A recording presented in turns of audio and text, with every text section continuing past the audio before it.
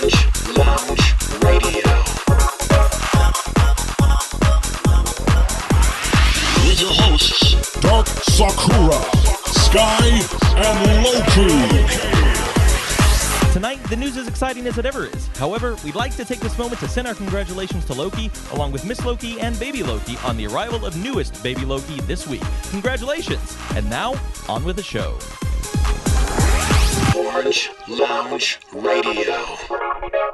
That's right. Congratulations. This story is happy end. Yay, Thank you. congratulations. Yay. Noisemakers, confetti.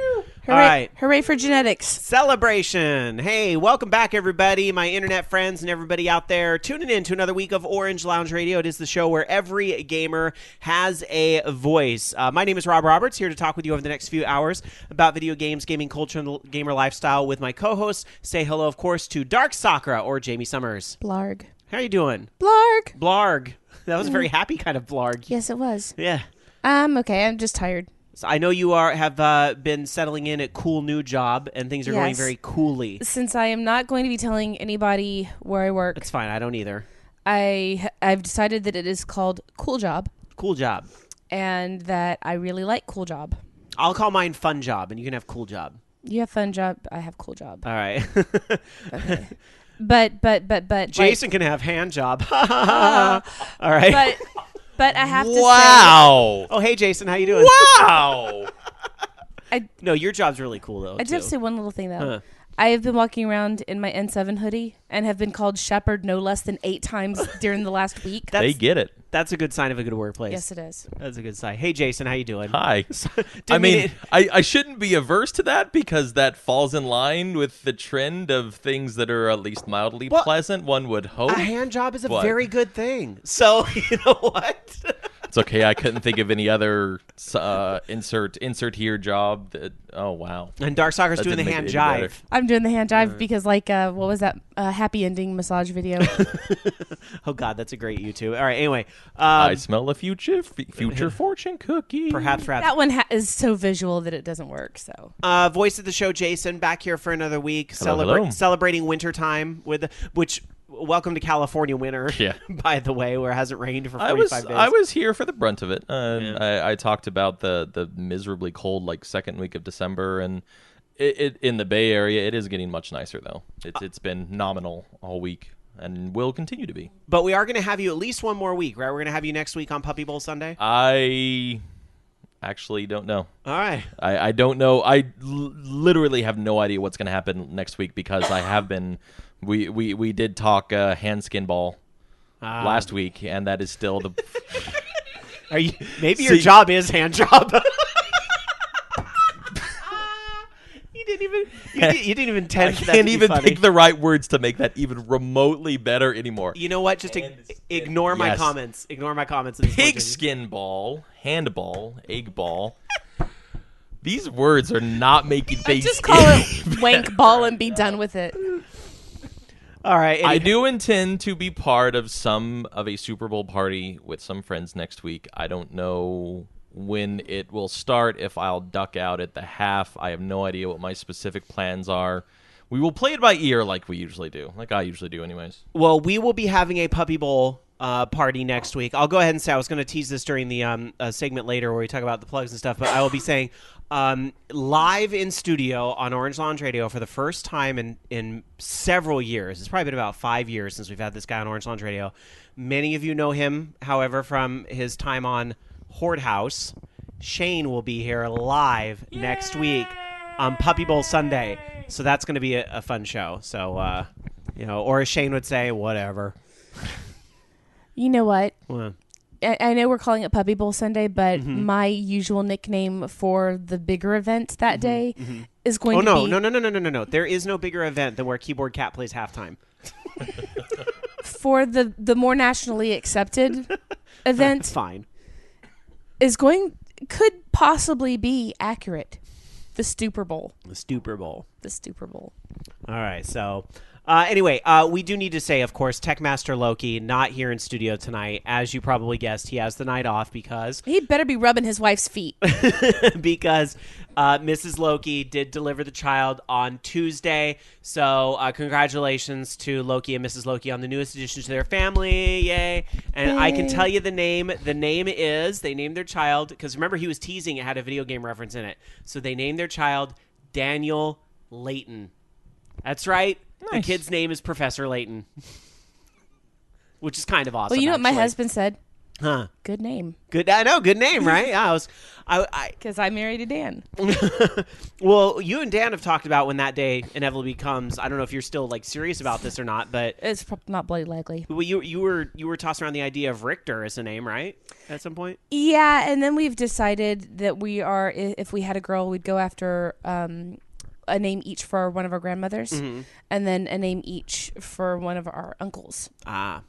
Because we are very proud of our uncles, and he does not want a Daniel Peter 3.0. I see. That's Because fine. Dan's a junior. Ah. Okay. So half the family calls him Pete. Okay. Because his dad is Dan, but not me. Professor Layton, they're setting him up for a lifetime of a student loan I debt. think right. I should just to clarify, they do spell Layton a little differently. It's not Leigh. no, I think there's an E in it instead of an A or something like that. But I don't think they actually named it off the video game character. I think it's just one of those things. Well, yeah, where- they don't want their son to get sued for copyright. I mean, yeah, we'll talk about that later. I'm pretty sure Mrs. Loki probably said, "What about this name?" And then Loki probably went, "Yes, that name will work." I do have to say, though, and I've made this observation just as a Jewish convert, that while Mrs. Loki is not super observant, all of her children have had Jewish names. Yeah. So Yep. I have... That has not gone unnoticed. I think that's cool. So there you go. and they sound like normal names to me, so two ways. Woo! I do not know when Loki will be back. He can take as much time off as he needs, and I'm sure we all understand. So that's that. We'll miss him, but we're all thinking about him and his growing families. That's amazing. Anyhow, Nellie, I'm sorry, is go gonna ahead, be quickly. tired. Yeah, well, He, like I said, they all are. He better be rubbing her feet. They are all. He gonna better be tired. getting her whatever she wants, and he better be waking up a baby. So anyway, let's talk about our growing family. You guys in our chat room, the always present other panelists on the show. Live.vognetwork.com is where we tape live at the Voice of Geeks Network every Sunday night at 6 o'clock Pacific, 9 o'clock Eastern, right after the Bobby Blackwolf Show. And if you do happen to be listening to this show live, head on over to our chat. Again, that's live.vognetwork.com. And you may get your comments right on air. Sometimes epic debates on this program have started from a simple chat comment. So bring it, y'all. Go into our chat room. We'll let Loco Poco start us off, commenting on the name, Daniel Layton. Loco Poco says, "You must solve this puzzle or else you get no dinner." That's cruel, but funny. All right. Raginator says, "So no Tingle Layton then." No, it looks like I think Loki was going to stay far away from the name Tingle. That's for sure. Some folks talking about the Super Bowl, and Brad from Pod Culture reminding us it's going to be the Weed Bowl, and Rama saying it's the Smoke Bowl. Yeah, I call it correct. the I don't give a shit bowl. How about that? You know what? We've got our thing, video games. Some other folks have their thing, football. Some people have both, which is cool. You know, if next Sunday's a big deal for you, have fun with it. You know, just be safe, drink in moderation, don't drink and drive, all that stuff. Have fun with it. We'll still be here doing our thing, though. So I did not finish last week's video because I was quite sick and quite busy this week. Fired! But how have I never heard of Super High Impact before? What?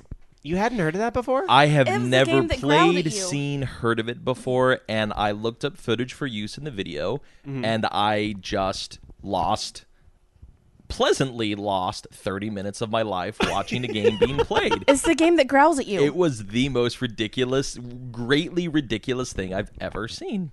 Yeah, it's a fun game, isn't it? That's the only football game that we had at my house for the longest time was Super High Impact. It was the other one for me. Tecmo Bowl was the only one I could, I think it may have been just based off the name. I was maybe averse to it for like fighting game reasons or something like that. But I've played a lot of one-offs in my life. I've played a lot of alternative sports games in my life. Missed that one somehow. I will be correcting this sometime soon. It actually was pretty fun. I mean, my brothers and I would play it. It looks like it. And I just like that it would growl at you every time you picked play. It'd go, "Rrrr," make that noise. So let's get into our kickoff topic tonight. We have several actually tonight because I kind of hit a creative block tonight when I was trying to put together the show roll. I was like, what are we going to talk about for the kickoff topic tonight? So I did what I sometimes do when I hit a creative block, and I crowdsourced. I went to my Twitter feed and I said, guys, You must be a social media expert. apparently, right? I went to my social media feed. I went to my Twitter and I said, hey guys, what should we do for like a kickoff topic tonight? And so I got a few answers and I got some really good stuff. And so I want to just quickly, I don't want to have any long, like 45-minute kickoff topics like we had last week, right, Jason? I don't know what you're talking about. Well, funny enough, my buddy Ian, or Atari Barbie on Twitter, actually said Nintendo financials, and I said you should probably go to last week's show, buddy. Thanks, though. But I understand it's a 3-hour show. He's probably behind. But Atari Barbie sent me another one that I thought was a really good kickoff topic. So let me start with this one. So quickly, asking everybody here in the room, what does Game of the Year mean? You know, this is January. You've got a lot of podcasts, a lot of media outlets catching up on there. What was my 2013 Game of the Year? And you know, and I even talked about this a little bit on last week's show because I said, damn it, you know, I mentioned my top 5 games of the year in the last show of December, but then I played Guacamelee. And I was like, you know what? Guacamelee, whatever. That really should have been. Wait, didn't we find out that in Spanish I'm pronouncing it right? All right, anyway. I played that game, and it was like, shouldn't that have been one of my top 5? It very well probably should have been. I probably actually would rank that higher than Spelunky at this point. So, although Spelunky is very good too, but my point is, you know, these things change. So what does Game of the Year really mean? What does it mean when, I don't know, IGN does their big Game of the Year, or, you know, Koopa Club podcast, which Ian is a part of, does their Game of the Year? What does Game of the Year really mean? Game of the Year means to me that it has that sort of association for fond memories. It's something that you'll come back to actively or passively. If you're in the mood for it, great. If you're just looking for something to do and it seems to kind of, you know, fill that need for being able to take in artistic or otherwise meaningful detail, that you'll go back to it for that. As we said in our top 3, it does not just have to be this year. It just has to be something that you played in this year. And with the ever-growing size of libraries, you can miss things. Like I just found out that I missed something for 2 decades running. It's a game that resonates with you in whatever way that's meaningful to you. It's as simple as that.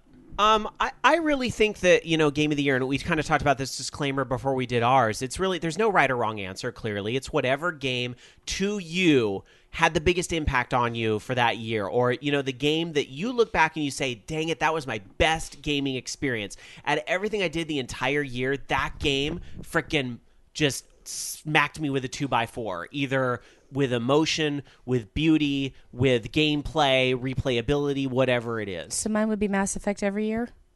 Possibly, honestly. When you look back on 2013, what video game are you going to say, man, that game defined 2013 for me? That was a great year for gaming. Or that was a shitty year for gaming. Because that's practically all I played was Fractal. Is that a bad thing? No. Just because she didn't go with the artistic choice of Gone Home, or she didn't go with the mainstream choice of The Last of Us, or what, you know, well, I think I picked like Stanley Parable as one of my games because it made me giggle.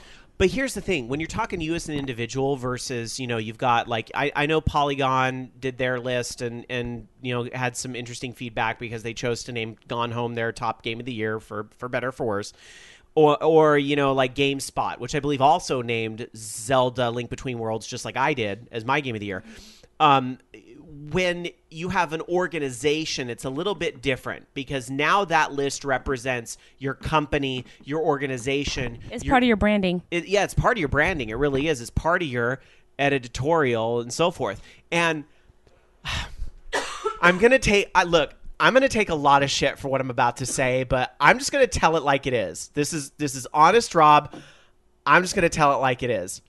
Polygon's choice of Gone Home as Game of the Year makes a lot of sense for that organization because both those things are kind of, well, you know, quirky. Yeah, all right, yeah, you know where I'm going with this, right? A little bit, you know.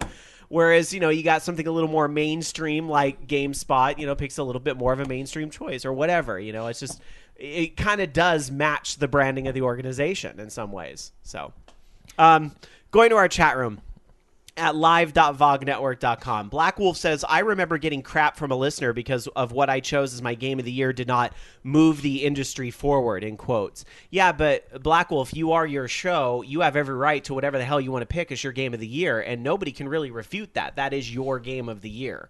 That's my opinion anyway. Nah. Because it is an opinion. Mm-hmm. And opinions aren't wrong per se. It's opinions are something based from feeling, which actually can't be necessarily quantified. So he's right to pick whatever he wants. Black Wolf in chat says, I liked Gone Home and I also like Polygon. Don't get me wrong, guys. I like both those things too. Gone Home was a great experience. Not my game of the year necessarily, but that's just because there were so many great games last year. But that doesn't mean Gone Home was not a great experience. It was, and I gave it a positive review when I talked about it the first time. It's just it's kind of come to be accepted as the, how do we say it, pretentious choice. I'm sorry to the developers of the game that worked very hard on it, I'm sure, but I'm just saying it kind of has that reputation right now of being the pretentious choice. So, you know, it makes sense that a pretentious news organization. Anyway, let's see. I'm just telling it like it is tonight. I've been sick all week. I don't care. It shuts my filter down. Biologist. Calls them like I sees them. All right. Loco Poco says, my game of the year of 2013 was Killer Instinct and not The Last of Us. Why?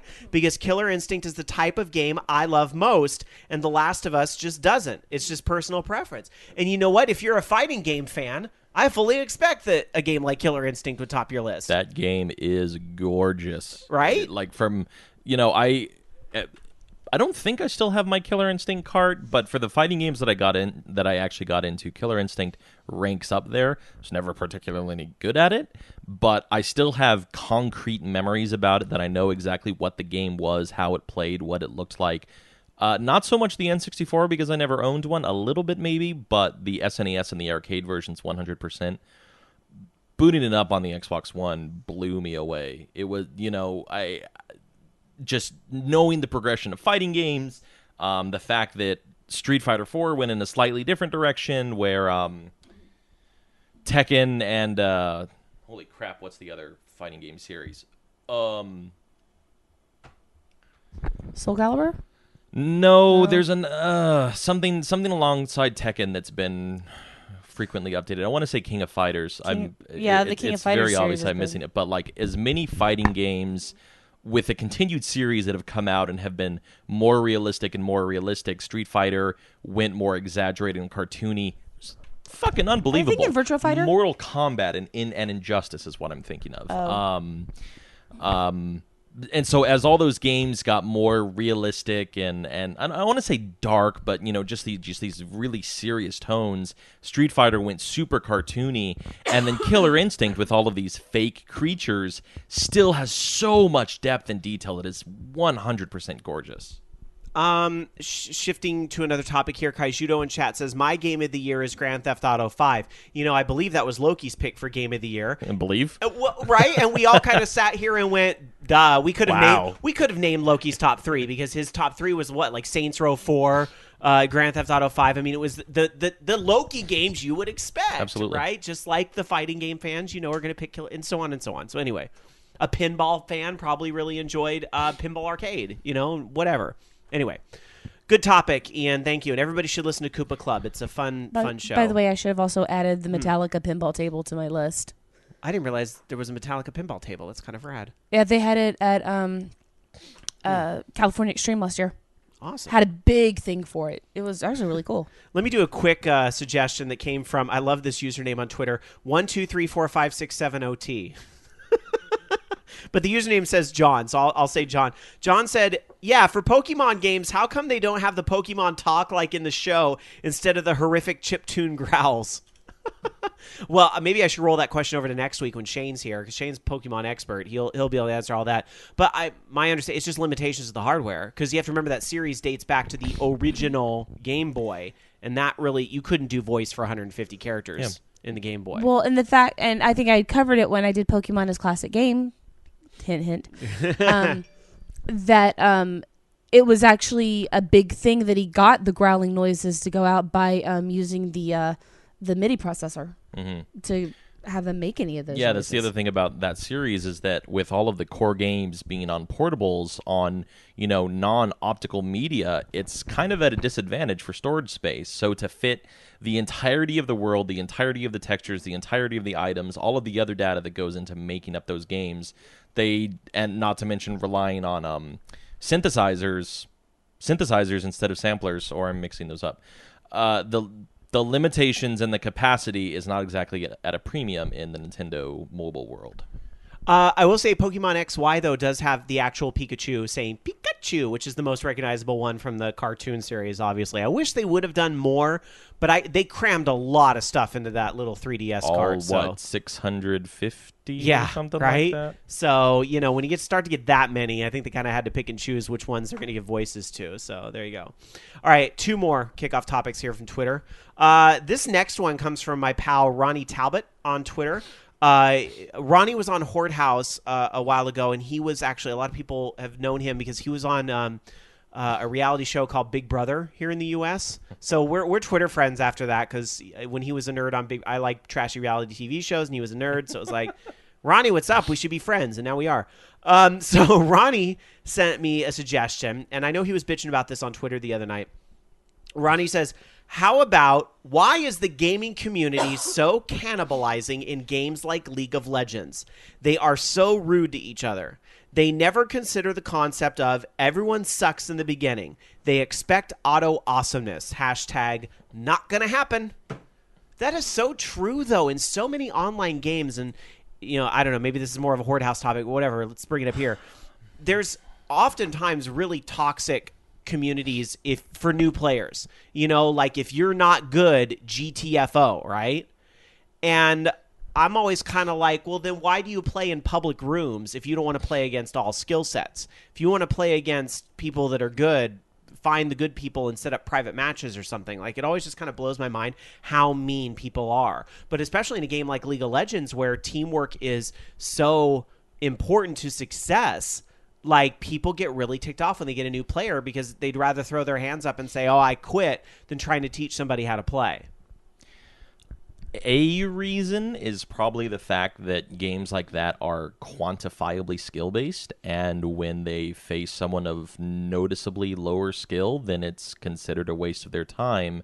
And when those games more or less have a minimum of 20 to 25 minutes, that's a reasonable chunk of time. Yeah, you can steamroll them more often than not, but StarCraft, I don't know that I've really seen it so much in StarCraft. You get those attitudes, but usually at the end and not at the beginning. Not that that's different from the point that he was making. But quantifiable multiplayer games, and yeah, I don't know where to go beyond that. I think it's as simple as, when you don't have to look that person in the eye, it's much easier to be a dick to them. Well, that defines every single game ever, which well, yeah, is probably also quite a bit of truth, That's too. just the freaking internet. Yes. That's the internet. And, when you get in one of those hyper-competitive things where your success is dependent on your team, when you get somebody that's going to, quote, bring you down, a lot of people get frustrated and throw their hands up and quit, and they don't want to take that patience. You guys were, I remember watching you stream Final Fantasy XIV one night. You guys were shaming your party. They don't know what they're doing. You have to teach this tank. What the hell, man? I guess we're no better. I don't know, but another big difference is that we didn't say it like you're terrible. We didn't. And you tell them legitimately were teaching them so that they would actually be able to get through the instance or whatever was actually going on that night. The Titan fight was what we were doing that night. Which I'll take your word for it. Anybody who's played 14 knows the thrill of the Titan fight. So. Anyway. I'm just nodding my head right now because smile and nod.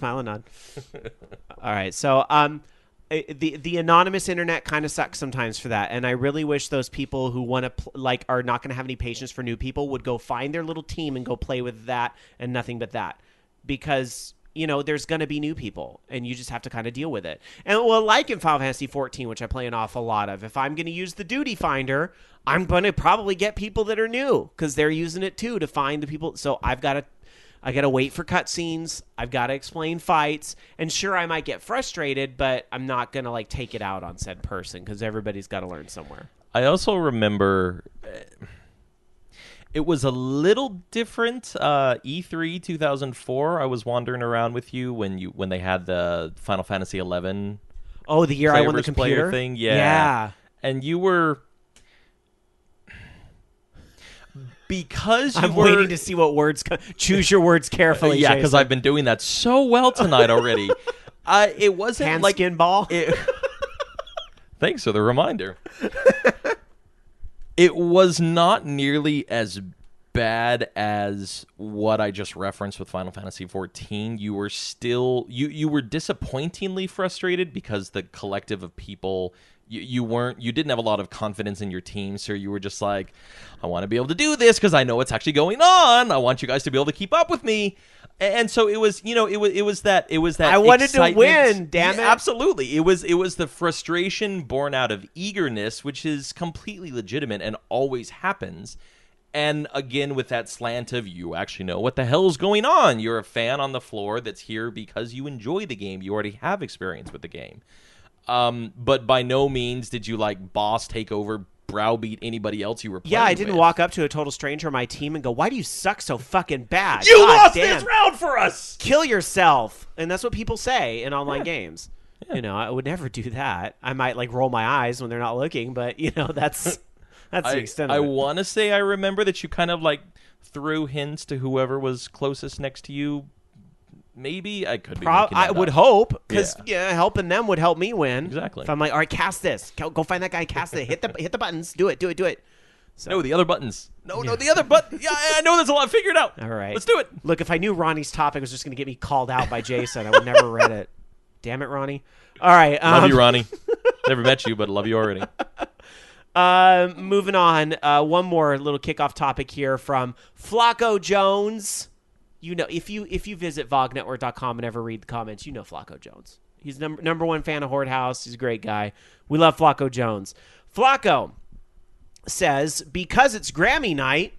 Oh, yeah. That. Award show. Yeah, award show. Ooh, no. Really, though, I like this topic. Maybe a discussion of your favorite video game music since it's Grammy night, or to be more topical, music from this year's games that should have been nominated like Journey's was last year. Let's go with kind of what soundtracks have you discovered recently that are really freaking good? I'm going to kind of generalize it in that way. What soundtracks have you discovered lately? I saw Frozen on Friday. I'm in video games, damn it. All right, that'll work though, I guess. No. All right. Anybody? I would say again, Guacamelee was a great. So tip the coffee out of your hand. Was a great soundtrack. I love that one. Hotline Miami. Hotline Miami did have a great soundtrack to it. Oh, and Drunken Robot Pornography had a real. No, it really did have good music. Oh yeah. Yeah. It's just that name makes me giggle. How can it not? What about you guys in chat? Live.vognetwork.com. And Fractal if you just want good background ambience. Jason? I know I just added a bunch of soundtracks to my library. I don't know that I've had something. I've been very into a lot of. Hate using the word traditional, but composed music for public consumption and not just for the medium of games. It's been a while since I've had something in gaming that has been that specific for me. I've been listening to an awful lot of Rogue Legacy music lately, and that's fun and it fits the motif. Beyond that, it's fine. I wouldn't call it the experience on the level we're talking about though. We got a couple people in chat, including Rama and Awesome Unicorn, saying Link Between Worlds. Of course, it was great. Let's see. Rama also says DuckTales Remastered. Ooh, that was a really good soundtrack. It was really good. SSG100 Matt says Broken Age has a great soundtrack. And Tall says Banner Saga. So those are all some really good picks. Good job, you guys. So, all Thank right. you for picking up the Slack chat room. Thank you for picking up the slack, because I was blanking a little bit on that question. I was like, what have I played really recently that, I mean, I keep thinking back to like older games and so forth, but I can't think of a lot of like recent stuff. Yeah, it's hard because Well- it's very much a secondary thing, and the easy cop out is something where the music makes the game, whether the obvious answers that we all know here or something like sound shapes or anything else along those lines. Music is secondary, which usually helps to float the obvious ones to the surface. Ooh, Tiger Claw says, what about the Bioshock Infinite soundtrack? Yes. I've been listening to the Minecraft soundtrack a lot lately. That's really good too. Chiptune artist C418. Great stuff. Great stuff. I know this is really cliche of me to say, but the music in this game really, really, really is good. Final Fantasy 14. It's so good. It's so good. So good. So One would hope. all right. Thank you guys for your kickoff topic suggestions. Those were all really great. So thank you, Internet. You helped save the show. All right. Thank you to the folks there that I read. Let's get into our gaming week. So specifically, what types of video games have you been passing the time with this week? Dark Sakura. I played some Final Fantasy 14 because I actually had a few minutes one night instead of doing everybody else's stuff that I still have other stuff to do. I've been checking up on my village at work during lunch, and that's really about all the time I've had. I've just been way too tired when I come home and having to catch up on all the stuff that I thought I had an entire month to do. A Tumblr will take like 3 hours to catch up on. It's totally true, though. That's not really what I'm catching up on. Tumblr is what I do in the 30 minutes I have when I'm trying to wind down. But Learning is exhausting. Expanding your brain is... I think just getting Very your body difficult. back in the habit of going to work, can well, I be- just want to be on my new schedule already because it means I get to sleep in and stay up later. Because that's my normal, but because it takes so long to drive to work and back, I'm just completely worn out by the time I get home. I haven't even been to the gym last week, but then again, I've still had this cough, so. And thank heavens you won't be working Sunday nights, so you can still do OLR. Oh, no. I had an arrangement made Oh, good. that because we could trade our schedules. We had like a day to trade schedules. Oh, nice. So I said, hey, and he raids. So I was like, so hey, if I get Saturday off and you get a Sunday off, we can trade like that. Got it. But then it turned out he gets off in time to get home for raid, and I have the weekend. Yay. So because I was like, dude, I know maintaining, and he's in his, whatever guild he's in is like their top ranked. Oh, nice. On their server. Like they are going for progression and getting firsts. They have a bunch of firsts. Nice. So I'll have to have him call in on Horde House one day. That'd be fun. He's a cool guy. But yeah, I know I did play something else because I was trying to. I was playing Fractal to veg out because what happened is when I tried to move over all my saves from my old Steam install, and my Fractal saves for some reason never showed up, so I have to start over, which sucks. But oh well. All right. If that's it, we'll It go. really is. That's fine. You've been busy. We've all been sick, Yeah. too, which is very funny. Well, not funny. Jason, what have you been playing this week? We've been sick. Every time I laugh, I start coughing Yep. hysterically. It's awful. As you just said, and as I said previously, between my obligations from work this week, like I knew were going to happen, and then the fact that I was completely out on Friday, I started putting together the video for 536 last night, and my brain was just saying that it wasn't going to happen. So I decided instead that I wanted to stop talking about making some progress on a game, and I wanted to finish it. I sat down and I beat Rogue Legacy, which means completing the final 2 bosses and story clearing the game. I am now at the point that I'm new game plussing and can continue through with the Neo versions, whatever the term is for the alternative form of the main bosses, and then just stat whoring and continuing to gather new upgrades, which I'm perfectly fine with because roguelikes and I love them. That's pretty much it. Well, Literally that's just still- about hey, like 2 to 3 hours last beating a night. game is a pretty good accomplishment. Yeah. That's more than I usually do, so congrats. My gaming week, pretty much more the same stuff like Final Fantasy 14. It takes up a lot of my time. I don't usually review games based off the demo, but I feel like this demo is big enough that I should mention that I did play the Final Fantasy 13 Lightning Returns demo because I was very curious to see Did you play it where with this the was going. Ares costume? No, because you can't use the Ares costume in the demo. It comes with a new costume that I guess carries over to the game, but otherwise you have like costume. There's just like 6 costumes you can switch between in the demo. There is a point to the costume thing. That's what I learned. There actually really is a point to that because the little twist on the battle system in Final Fantasy 13 Lightning Returns is that your party is lightning, lightning, and lightning. That's your party. Basically, you have 3 lightnings. I'm not making this up. You have lightning, lightning, and lightning. It's just that you use this. I don't want to call it the dress sphere, but it sure feels like it to me. You use the L1 and R1 to flip between the different lightnings that you have programmed. So you might have like Red Mage Lightning, Dragoon Lightning, and like Paladin Lightning or something in your party, and you can flip between them using L1 and R1. And then you have like a meter that measures like stamina, I guess. So like you can use like, let's say I flip to my warrior and then attack, blitz, attack. Well, then she runs out of stamina. So I have to flip really quick to my black mage. Now fire, blizzard, button mashing those. And while I'm playing as my black mage, my warrior's recovering stamina.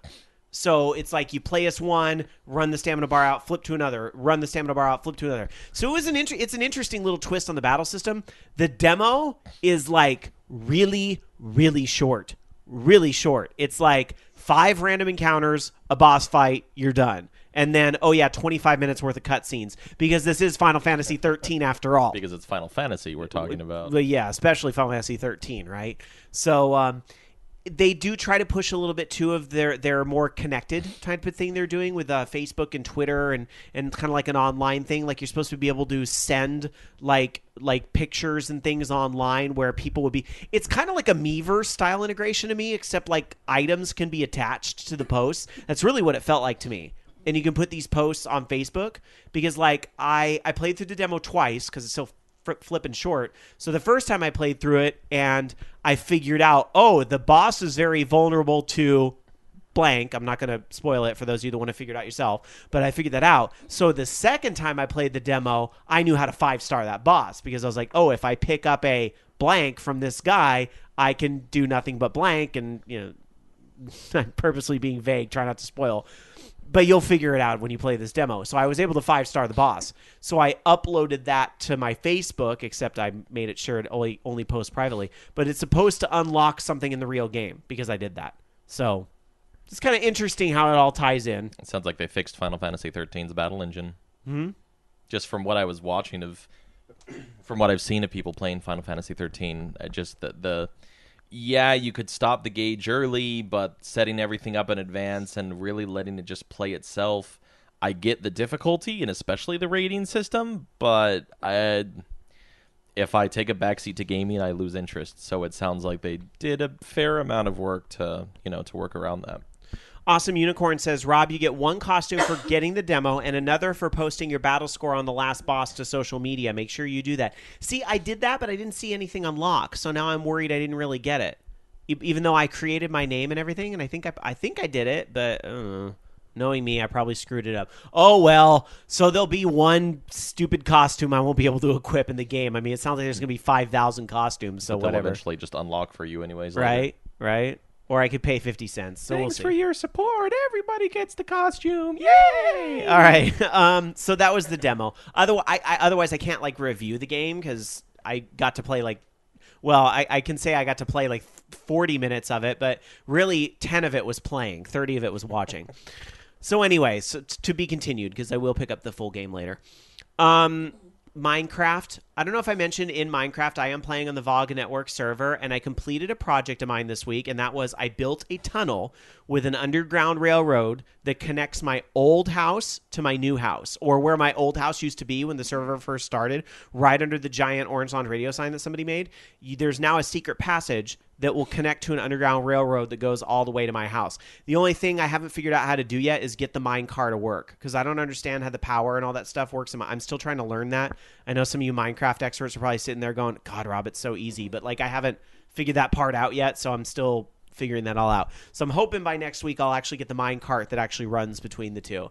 And the cool thing is I didn't use World Edit to do it. I built it by hand. I figured out my coordinates, and like when I was building the tunnel, I figured out, okay, here's the point I want to build to, and then here's how I'm going to connect it from the other side. So that was actually a lot of fun. I was actually very rewarding. And, a friend on the VOG Network server offered to use World Edit to build the tunnel for me really fast. And I was like, you know what? Thank you, but no, because this is actually very therapeutic for me. Like building this little 3x3 tunnel is like popping bubbles on bubble wrap or something. It's very therapeutic to just sit there, mine. I see why people get sucked into Minecraft. It's fucking bubble wrap. Why do you think my house descends like 50 levels into the core of the planet?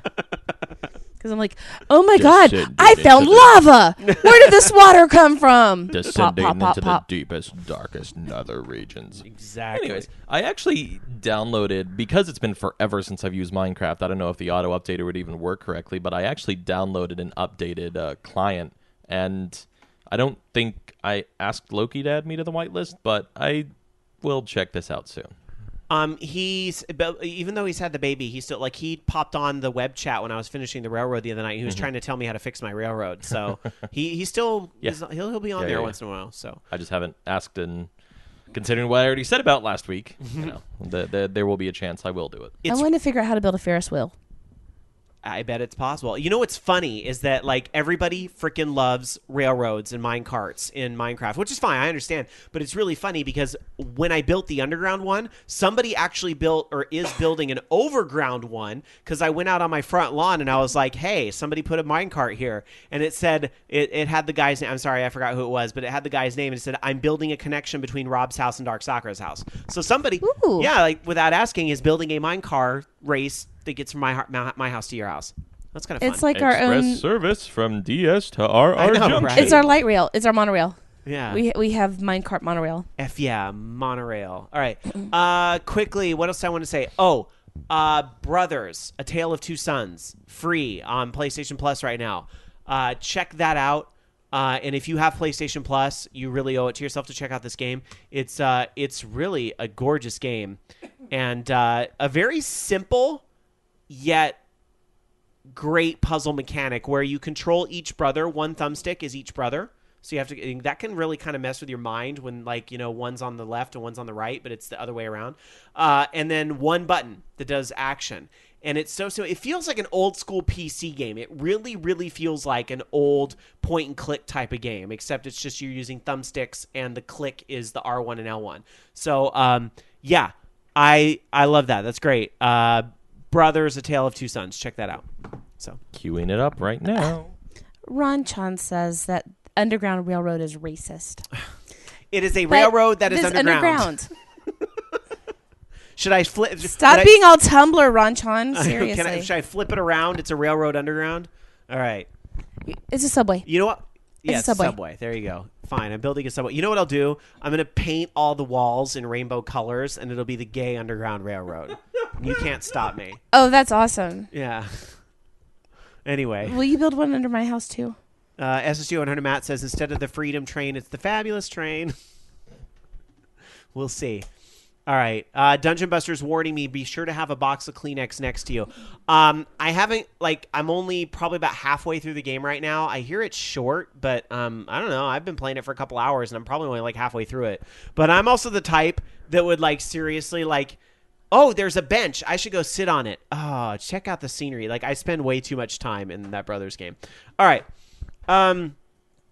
Let's move on. Let's get into some housekeeping.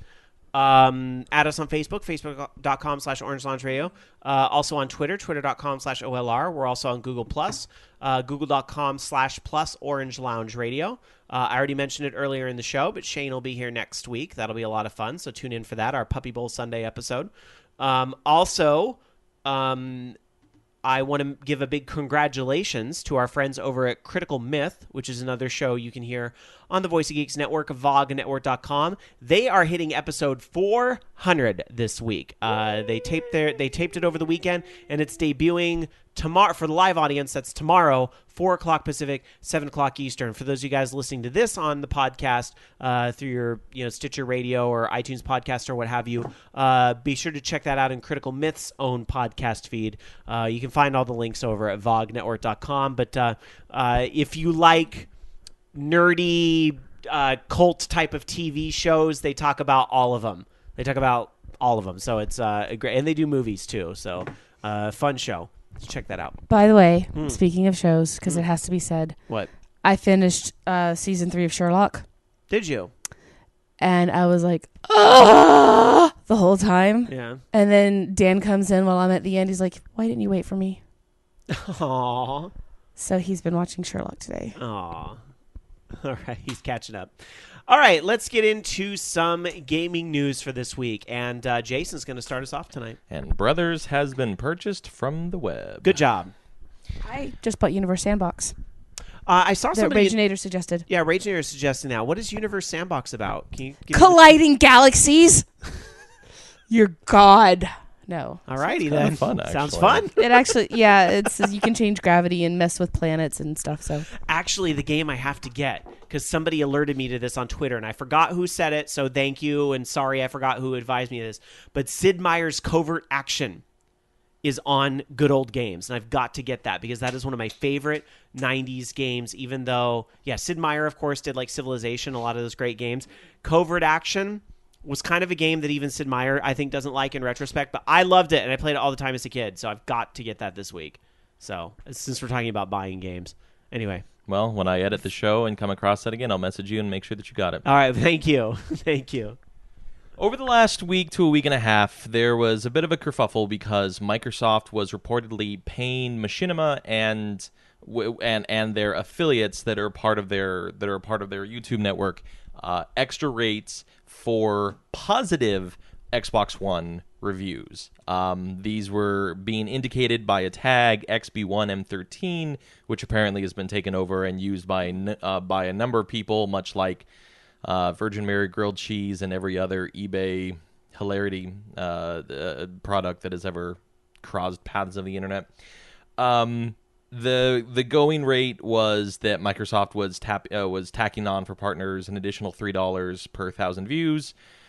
For people who get, at least 5 digits, but more often at least 100,000 views or more, yeah, that's pretty big. It was seen as a bit controversial because the terms were considered that it had to be a positive review. There would be no payout if an individual gave any kind of a negative critiquing review against the console for its release.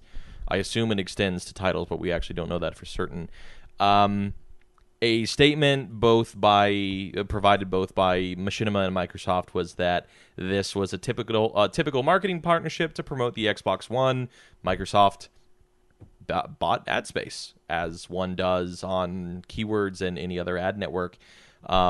And Microsoft also followed up again, additionally, to say Microsoft was not aware of individual contracts Machinima had with their content providers as part of this promotion, and we did not provide any feedback on any of the videos. We have asked Machinima not to post any additional Xbox One content as part of this media buy, and we have asked them to add disclaimers to the videos that were part of the program, indicating they were part of paid advertising. This isn't a new thing. A lot of people saw it as astroturfing, the term technically is. Not that Microsoft is the underdog by any stretch of the imagination. But ad buys are very much a thing, and with content networks going the traditional route as they have to do in order to have enough content under their wing to ensure a healthy surge of content, this kind of thing, somebody pays to be able to be featured as part of that incoming content. I was really surprised at the amount of flack that this whole thing got and the amount of shock that people were expressing in the community.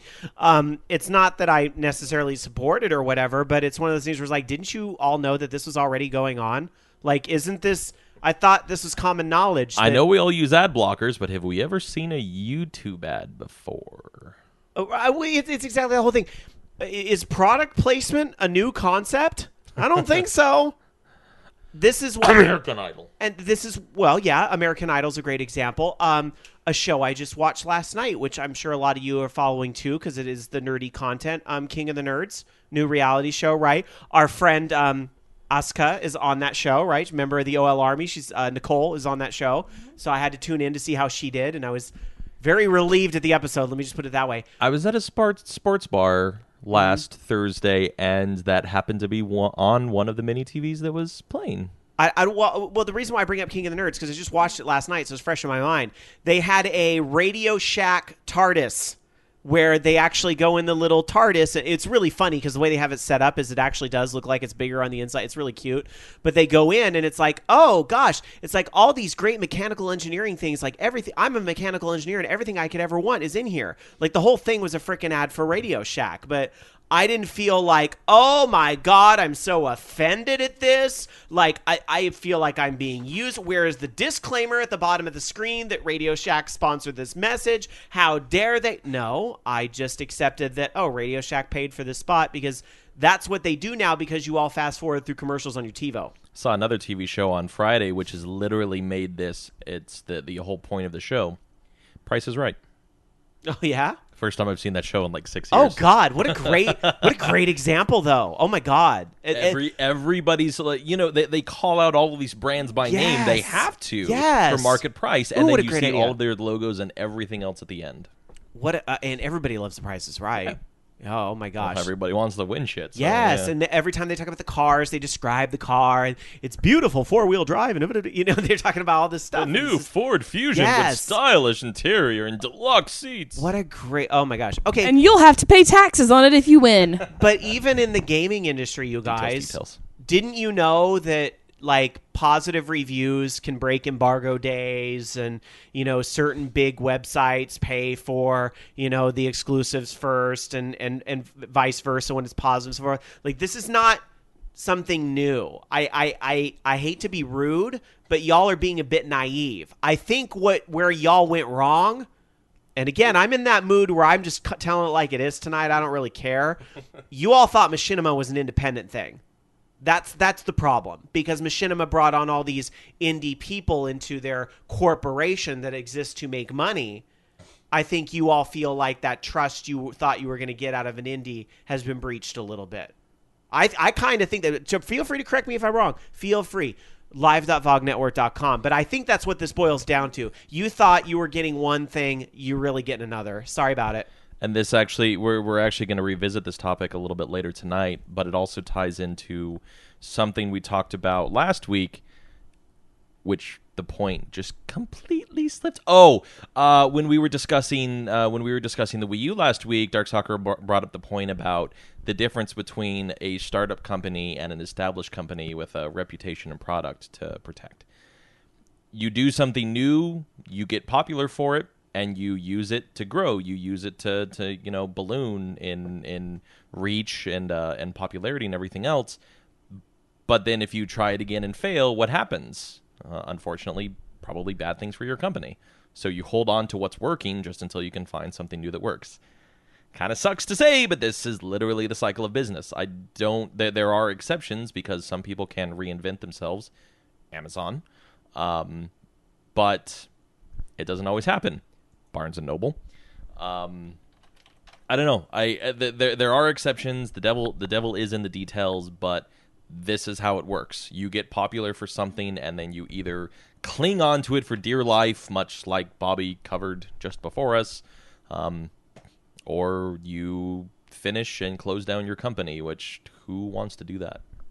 RageNator in chat at live.vognetwork.com says, Sky, actually not everyone loves The Price is Right. I don't, therefore your statement is invalid. You're a terrible one, Mr. Grinch. Right? Like, don't you just kind of look at that comment and you're like, well, there's so much happiness and cheering and applause. Even the people that lose are still so happy. It's my way. I want to know how that's relevant. What? No, he's entitled to his opinion. We did bring up the prices right. It's fine. No, I was. All right. MM2K says my favorite comment, the best phrase in the entire English language. I think you're right, Rob. Thank you. It's also YOU''RE. Seconded. I'll still allow it. All right. Not and, YOUR. And Brad from Pod Culture says Rob gives no fucks. Yeah, I'm gonna pay for my mouth tonight, but I just. You're right. I actually had one of those weeks and one of those weekends where it's like, I don't give a fuck right now. Your body and mind have already worked hard enough to overcome sickness tonight. It's just, I'm without getting too introspective here on our little podcast. I'm learning in life that you really need to do the things that you enjoy. And if there's something in your life that you don't enjoy so much and you continue to do it, you're going to start to associate a lot of negative feelings with it. You might start to feel trapped. You might not to know like what the escape is. And there's that like fear of like letting people down or whatever. But the reason why I bring all that up, doing this show over the past 12 years is one of those things that gives me a lot of joy. It really does. And the fact that y'all show up and listen to it, you know, sure, there's 50 of you guys in chat right now listening live.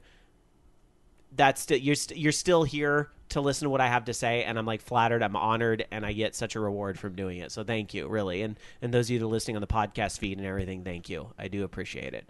Sorry, I didn't mean to get all deep on you, but like I guess I kind of did because of that comment. So let's see, where was I? Because there was something else I was going to say, and it had to do with the whole. Oh, I wanted to say to be devil's advocate because I don't want people thinking like I'm like just like kicking machinima while I have the opportunity or whatever. I'm sure there's a variety of broadcasters on the network who said, you know, if I don't have anything nice to say, I'm not going to say it at all. So I think there's probably people that maybe they don't agree with Xbox One or maybe they don't like Xbox One for whatever reason or, you know, they have a Sony related channel or whatever the thing is. It's not like you had to do this. This was not mandated. Nobody forced somebody to do this. But it was just like, hey, here's a product placement campaign that you can participate in and get paid.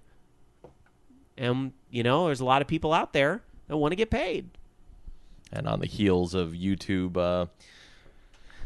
there was actually yet another thing. We covered content ID changes and all that kind of stuff in depth. And there was even before that, I remember some broadcasters that I follow were talking about Google's changes to YouTube notifications for new videos and something like that everybody noticed. Like, I don't want to overstate this, but they made it sound like at least a 10% and possibly more just straight up drop off of views that they would expect to see just one release to the next, just. And then with these broadcasters that put out one video away, that's pretty damn obvious. Something changed. And then they got the technical details, figured out what it was. I don't have all of the details in front of me right now. But it's like, you know, it's not that they take money anywhere they can get it, but if somebody was going to... And I hate to say this too, but if one of these companies were going to give me money to pay their console, I would take it. And that was a job I would have loved to have for the better part of my life. Still, not entirely sure about that, but certainly for the majority of my life, I would have, you know, done OLR like a full-time job. I would have done this for many, many years of my life. Would I have done it and... you know, the implicit done it for favors, done it for positive reviews? No, that's not the intention. I like gaming, so I'm going to talk about what I like about it. I've kvetched about things that I don't like with the Xbox One, and it has some problems. But the games look fucking astounding. When I've been playing the games, they have been incredible amounts of fun. The controller feels right, and for a company with 3 gaming consoles to their name, to get it that right and continue to drill it in that well, it means that I like the console, and I'm going to say nice things about it. How much did you get paid for that? $1.50? I'm just kidding. I'm kidding. All right. I'm sure some of you guys have feedback on this. I know we've given some very blunt opinions that you may not agree with. I welcome feedback as long as, you know, it's tactful instead of, you know, I don't like emails that say, fuck you, you fucking fuck. But if you've got, you know, the opinions, backed up, thought out statements, then I welcome them. Mailbag at orangeloungeradio.com is the place to send those. All right, let's move on. I've got the next story here. And, since, again, it's one of those nights, I'm going to tell y'all, I think this story is absolute bullshit. But it's something that people are talking about this week, so I'm going to bring it up anyway. Running around the web this week that Nintendo has got a new system in the works. Let me start out with this. Of course, Nintendo has a new system in the works. Surprise goes to nobody. Sony. Because all systems are made in just the year before they come out. Sony has a PlayStation 5 in the works. Microsoft has a new system in the works. Yes, already. And a new Kinect. These systems do not come out overnight. We know this. So, yes, Nintendo has a new system in the works. But is it called the Nintendo Fusion? Just like the Wii was called the Revolution. Well, Dolphin. Wii U was the Revolution. No, I had that right the first time, didn't I? Yeah. If code names are hard. If this report from Nintendo News is to be believed, then yes, Nintendo is working on Nintendo Fusion. Now, to be fair, this is an independently produced site, and they try to say, they even start off this article saying, hey, if it's your first time here, we have an impeccable reputation when it comes to delivering information that's credible. Look, I understand. They believe in this as coming from their trusted source. That's cool. I'm not trying to shade this site because they believe in it. I just think no, because I think... they're basing it off a domain registration because Nintendo registered NintendoFusion.com, except that they actually purchased this domain back in 2003 because there used to be like a festival. I guess Nintendo did a music festival back in the day that was called Nintendo Fusion. I don't even remember that festival, but God, we would have been doing the show then, so we would have heard about it. But yeah, it was a rock music video games festival that was in 2003. So.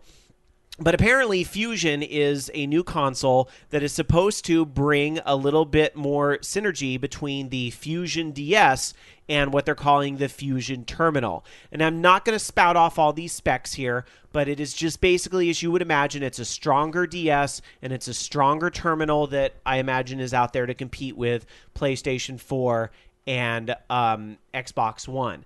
Do I believe Nintendo has something in the works that is on the level of PlayStation 4 and Xbox One? Yes, absolutely. The big problem they're having with Wii U is that third-party developers don't want to go the extra mile to do stuff for the Wii U gamepad. That takes development hours and so forth. That's one of the big problems. It's just, even though the Wii U was supposed to be like an Xbox 360 for developing for, you have to be able to think differently with the whole gamepad. It's not working out with the third parties. Whether we like it or not, the third parties don't feel like it's a worthy investment because of what's being sold.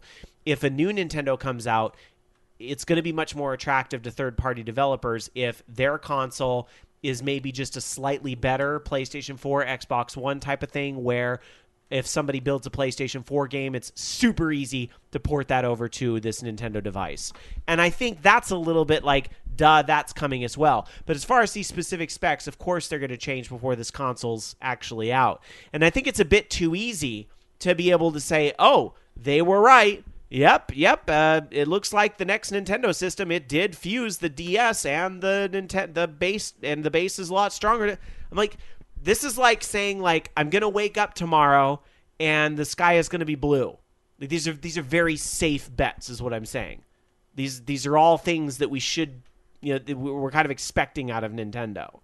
I think the only way this goes wrong is if Nintendo really comes out of left field and says, hey, we got this whole new way to play games that we believe in, and we're going to take a risk one more time, which is not outside the realm of possibility. They took the risk with it with the Wii, and they won. They took the risk with the Wii U, and so far they're losing. So it would not be out of character for Nintendo to come out and say we have a whole new way to play games.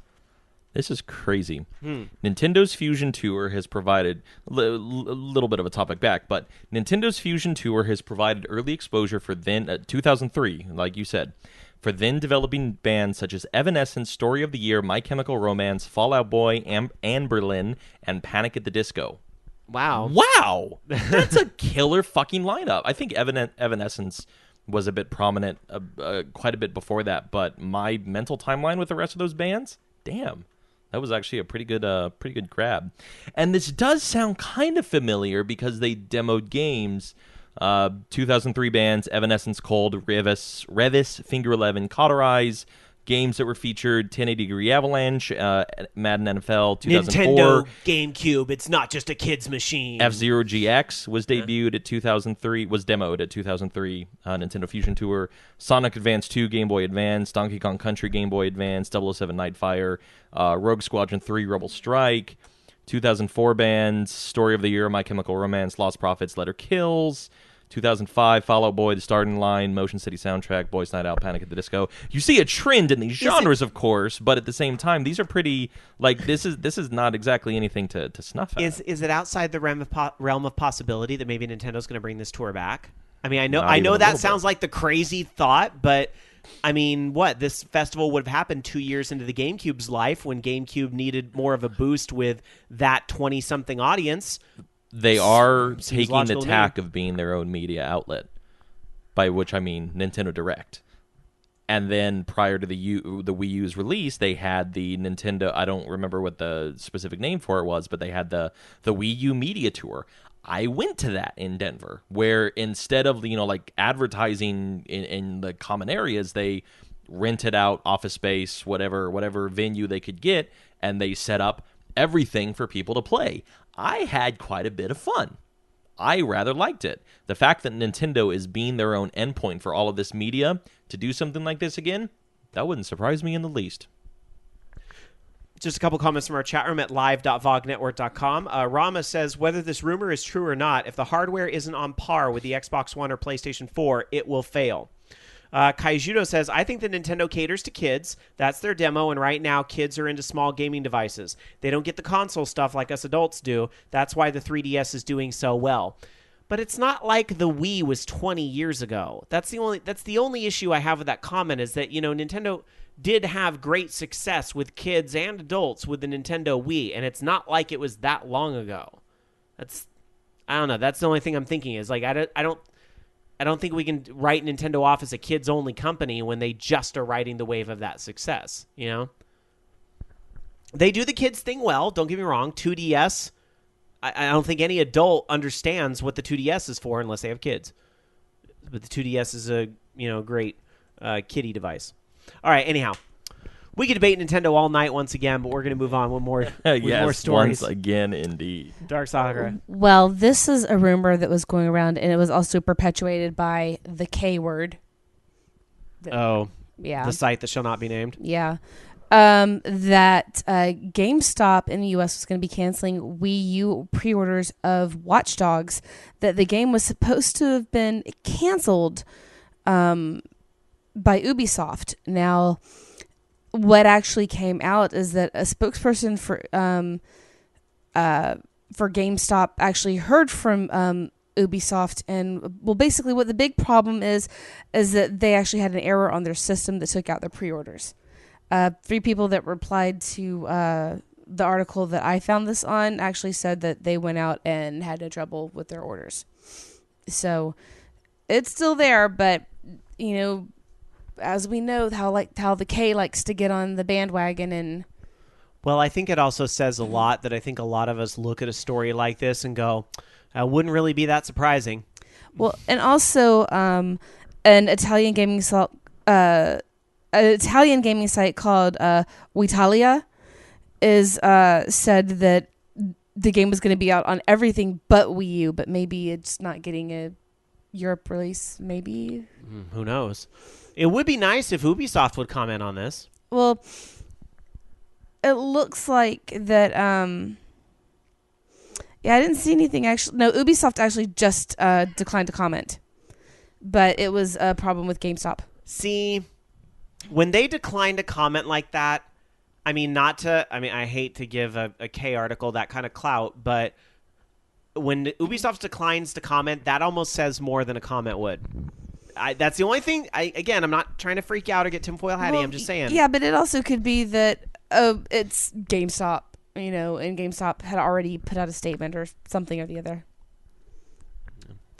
All right, well, we'll see if they make an official comment or what happens with the game in the coming weeks. They decline to comment because there's nothing to say yet. Yeah. The game's not out. There's nothing to talk about. Comment. Look forward to Watch Dogs on PlayStation 4, Xbox One, and Wii U this April. I bet you Pre-order anything today. they had employees going in. Guess what I just read online?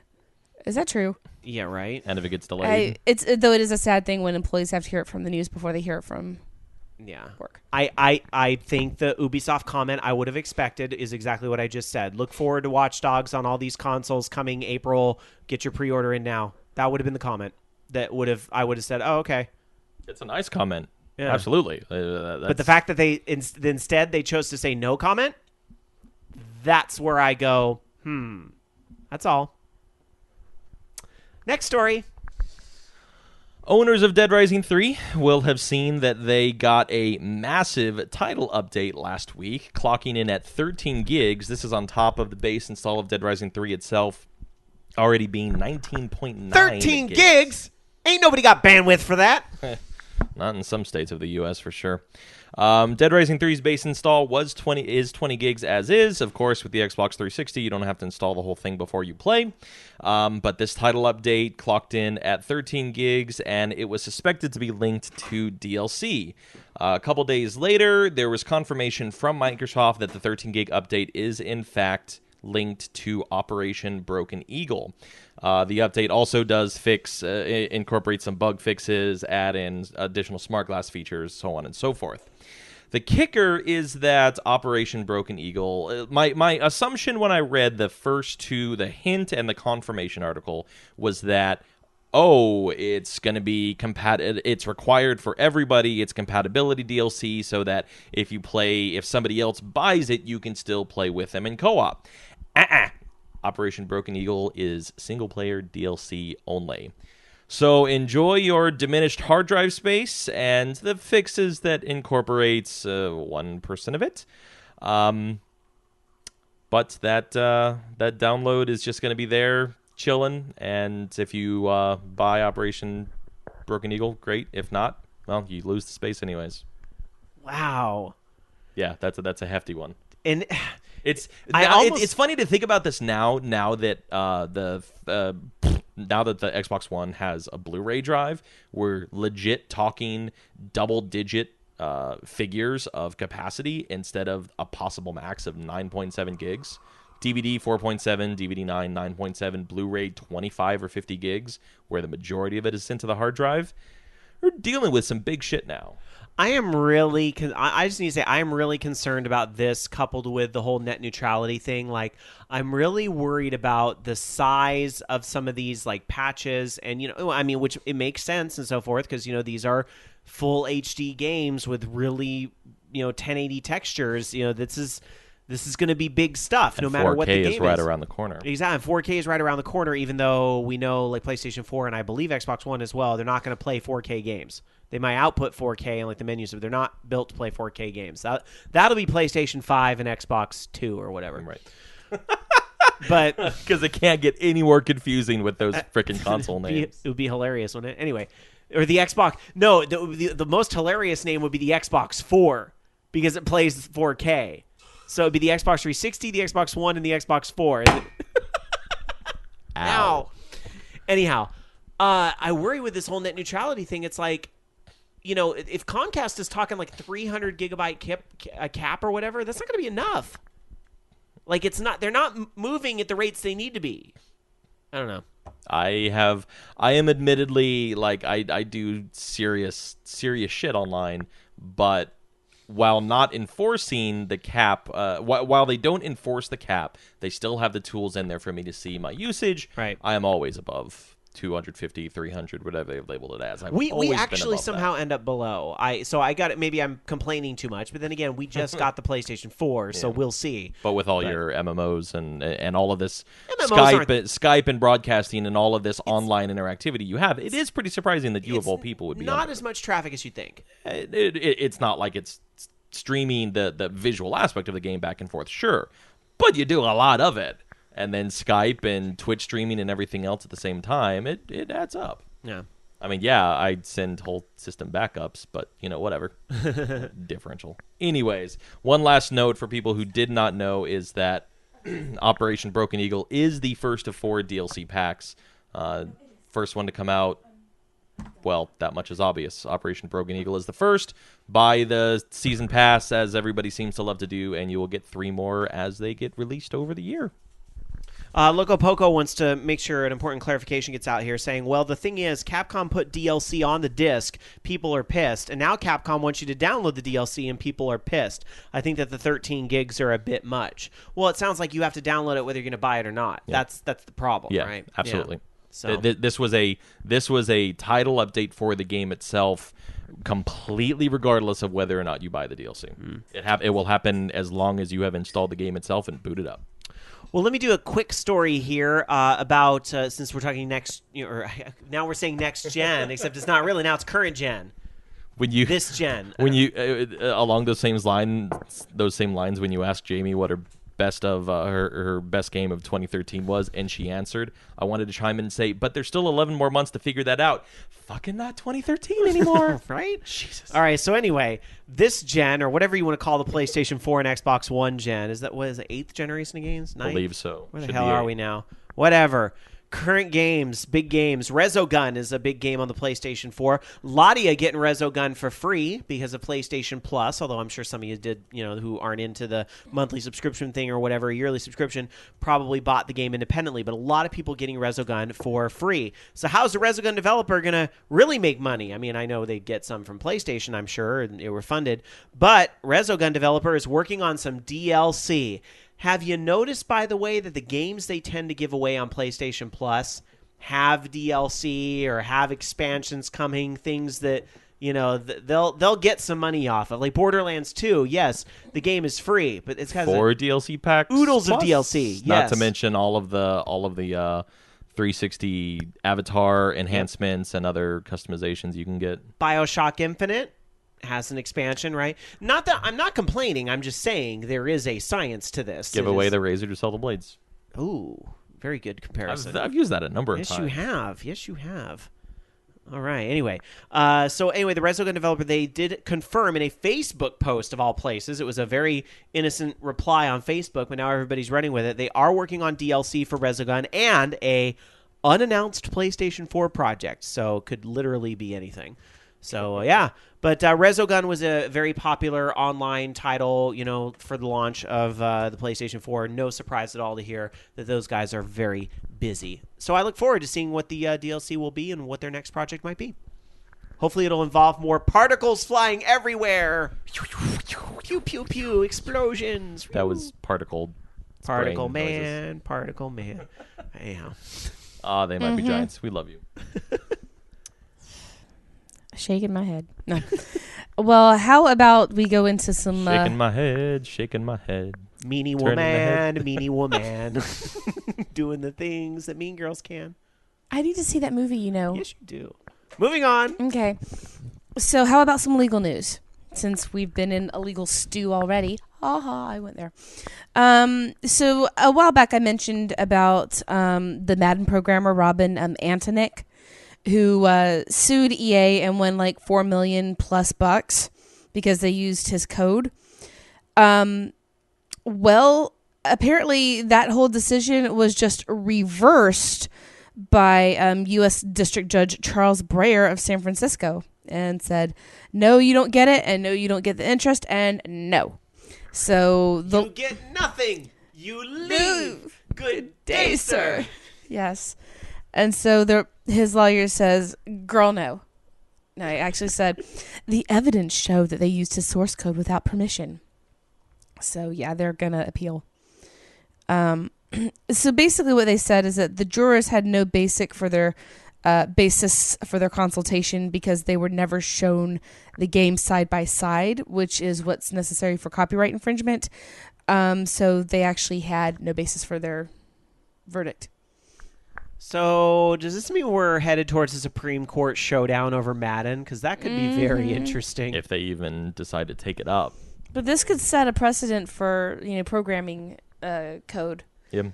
I'll never forget when one of the Supreme Court judges referenced Mortal Kombat in one of his decisions, and that was the whole Schwarzenegger ESA thing that happened here in California, right? Remember that? Like, I was like, wow, the Supreme Court knows what Mortal Kombat is. That's so weird. That's so weird. It's only 20-something years old. They're catching up. Yes, slowly. but the image you have of the Supreme Court is, with all due respect to our government, the image of the Supreme Court that we get is old fuddy-duddies with wigs. And so to hear them talking about... Hey, in some countries they still use wigs. They should use wigs here, to be honest. But anyway. See, now I've got this Monty Python thing running through my head with the two judges taking off their robes to reveal lingerie underneath and going off on a date. Only at OLR can we turn a story about a lawsuit into wearing lingerie underneath your robes. It was Monty Python sketch. Whatever. If you referenced it. All right. For the record, by the way, I do have to make a little side note about Cool Job. Oh, wait. Tangent on OLR? Get out. When people at lunch start breaking out into Monty Python songs too, you know you're at a Cool Job. Just saying. All right, let's travel around the world and see what video games are coming out in a store near you. I ain't showing, I ain't telling. I don't know that I'm capable of reporting on this information. Well, at Frederick's, sure they have would this love lacy to red learn. Starting in the U.S., on January 28th, the whole heap and helping of everything, Broken Age Act 1 drops on Windows, Mac, Linux, iOS, Droid, and the Ouya, which is the first Ouya release of this year. Very good. The Ouya gets a game. Dragon Ball Z Battle of Z. I think this is the first title of any particular status. There have invariably been other small-time releases that have landed just because they were finished and got published. At any rate, also on the 28th, Dragon Ball Z Battle of Z drops on PS3, PS Vita, and Xbox 360. Recoil with a K drops for PC. Tomb Raider Definitive Edition hits for the PS4 and Xbox One. Getting that one. December 20. Jesus Christ. Increment everything by one, Jason. Please.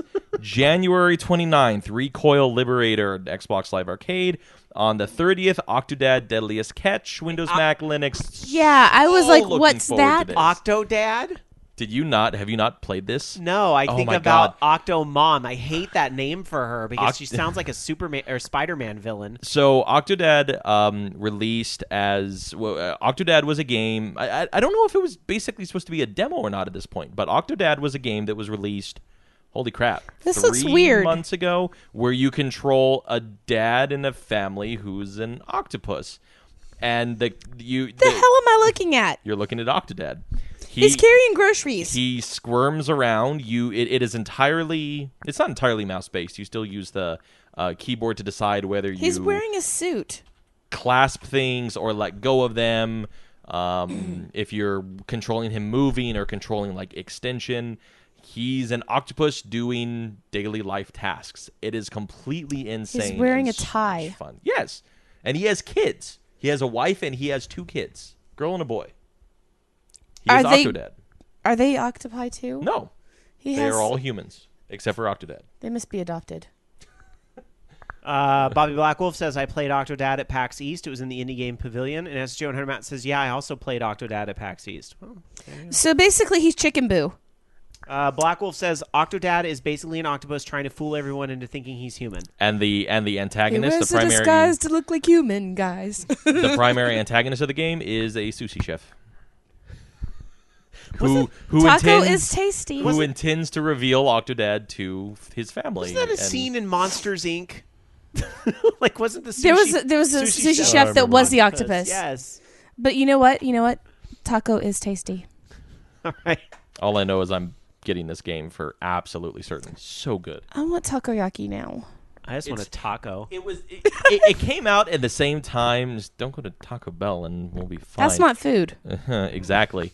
It came out around the same time of these other ridiculously exaggerated control games, Surgeon Simulator, and it plays very similarly because there's no precision to speak of. He is squirrely, some might say inky and just loose. So it controls like QWOP. It controls like shit, but it's so much fun. Tiger Claw gave us a link in the chat room that you can play the original Octodad for free Yes. at octodadgame.com. Yes. And now this game has much more content in the same environments. It's going to be very good. Highly recommended. Let's go to Japan and check out the releases there, where you would expect to see the crazy stuff like Octodad, but no, that's not a release in Japan this week. Their games that include octopuses are a little bit different. Settle down. On the PlayStation 3 this week, they get Diablo 3 comes out in Japan this week on the PlayStation 3. Yay. Also out, the console versions are pretty good, so I'm sure there'll be some people checking that out. Also coming out on the PlayStation 3 this week, Mobile Suit Gundam Extreme versus Full Boost, because you can't have a week in gaming in Japan without a Gundam game. Also, Rosen Maiden, Welshlian Sea Wel. They're doing a Rosen Maiden game? Apparently, it's coming out this week. Can I see? You sure can. Let me bring that up. It's regular and limited edition, actually. Oh, that's cool. And trying to see. There's no screenshot, sadly, just the box art. Rosen Maiden is it's a story about dolls. It's actually pretty good. On the Xbox 360 this week in Japan, nothing. On the PlayStation Vita this week in Japan, however, Rosen Maiden is released there as well. Maikai Senkai Disgaea 4 Return comes out as well this week on the Vita. Ibikore plus Amagami comes out as well. So a few games on the Vita this week on the 30th. On the Wii U this week, the Wii U Fit Meter, the balance board, and all that all comes out on February 1st in Japan. So you have that to look forward to. Lastly, checking the 3DS, you have Toshin Toshi Girls Gift RPG comes out this week in Japan. I've got to see what this is all about. Girls Gift RPG. I've seen this before somewhere. What in the hell is that screenshot? These are like up. This is not a G-rated game. What is this? Tell me you're surprised. Look at that. I can see her taint in that picture. She's pointing at it. She's like, hee hee. Is she fucking a bug? I don't know what she's doing. That is disgusting. Of course, this is where everybody's like, I wish this wasn't a radio show. Google this, I guess. I'll put a link in our chat room there. Maybe Jason can put it on the video. We'll see. But the game again is... I don't know. That might get us banned from YouTube. You know where I saw it was J-List. Toshin Toshi Girls Gift RPG. I don't want to know if she's pointing at her gift in that picture, but there you go, chatters. All right. And of course on the app I'm in. Oh no, that's her leg. The app that I'm using, it just pops up the image. Oh, nice. So, wow, I just saw cooch. Yeah, there's definitely a gift for some people. All right, moving on. Your gift goes squish. It's a fleshy gift. All right. La la la la la la la. Not attractive. The taint. So, the fleshy on the front 30th bridge. of January in the UK is Octodad Deadliest Catch and Rimmed Capsule. RYMDKAPSEL.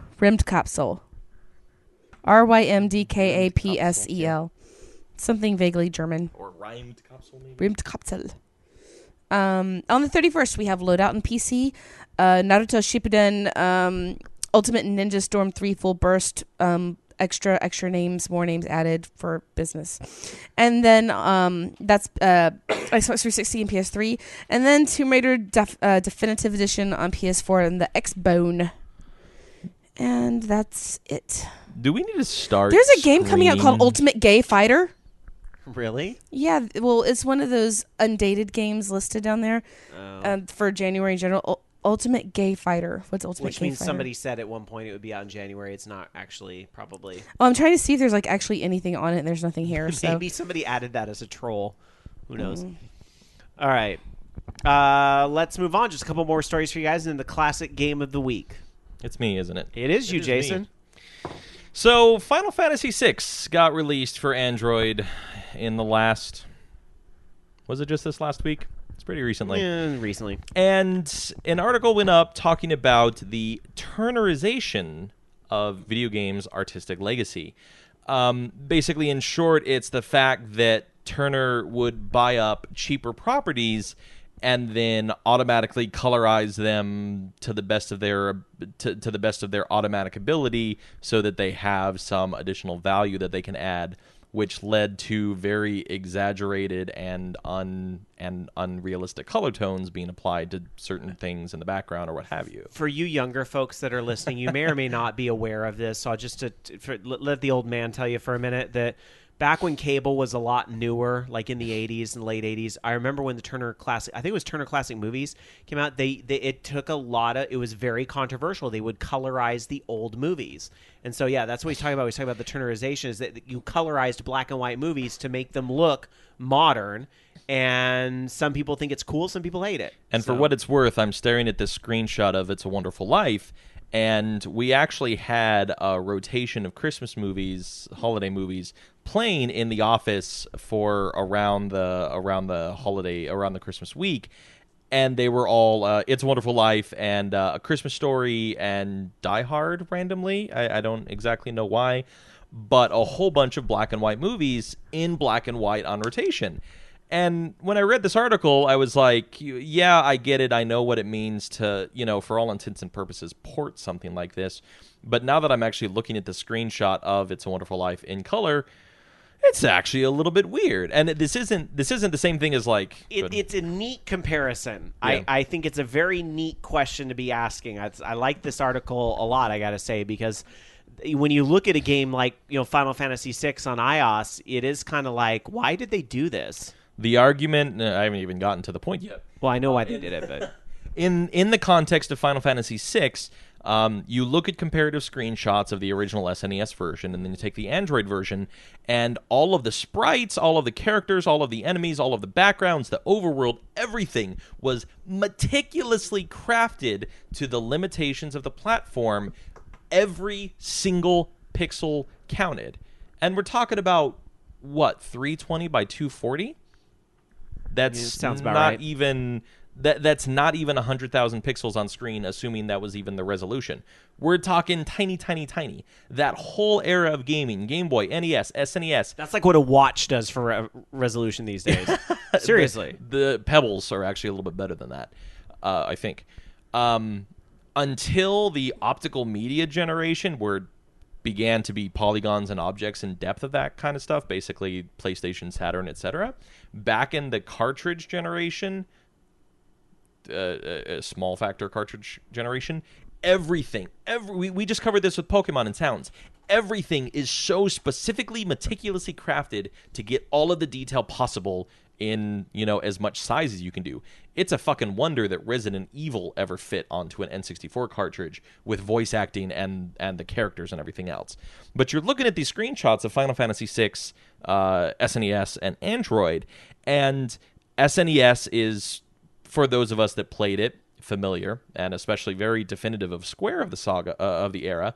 But then you look at the Android version, and it's muddy, it's a little bit washed out, there's a little bit more vibrancy to it, but at the lack of any single pixel discernible detail that was, making the point that they were trying to convey. The water is a bit murkier and calmer, actually, in this particular it looks like, shot. Honest to God, it just looks like, I think there's a certain look they're going for with but it looks like bad Photoshop filter throughout the whole game. Is what it, I mean, it's really what it looks like. And it's interesting because this kind of thing, this kind of thing does not happen all the time. There's three different things that can happen. It can either be completely unchanged, like all of the Final Fantasy re-releases on the PlayStation. It can be done for the sake of moving it to another platform, a poor port, like we're making the point of Final Fantasy VI. And it's not a port of an existing game, but Final Fantasy IV DS was actually really impressive in what they did with it to still keep the motif of the original game and bring the quality up 4 generations, one of the two.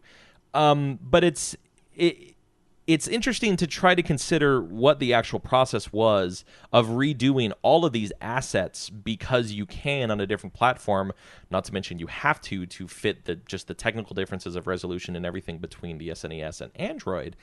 But presumably because you're just doing it to make it look like it was and slightly better. When you lose, you're basically losing culture, you're losing design, you're losing the point of the reason that these games were created in the first place. Yeah, I think there's a lot of people reacting to Final Fantasy VI like, wow, this is a cheap cash grab, cash in game. I'm not pleased with this because Final Fantasy VI is kind of sacred text to a lot of people. Like, that is like the best video game of all time to a lot of people. certainly the best in the Final Fantasy series to many people. A friend of mine posted something. I don't know if he's the master at lack of context, yet stunningly good timing.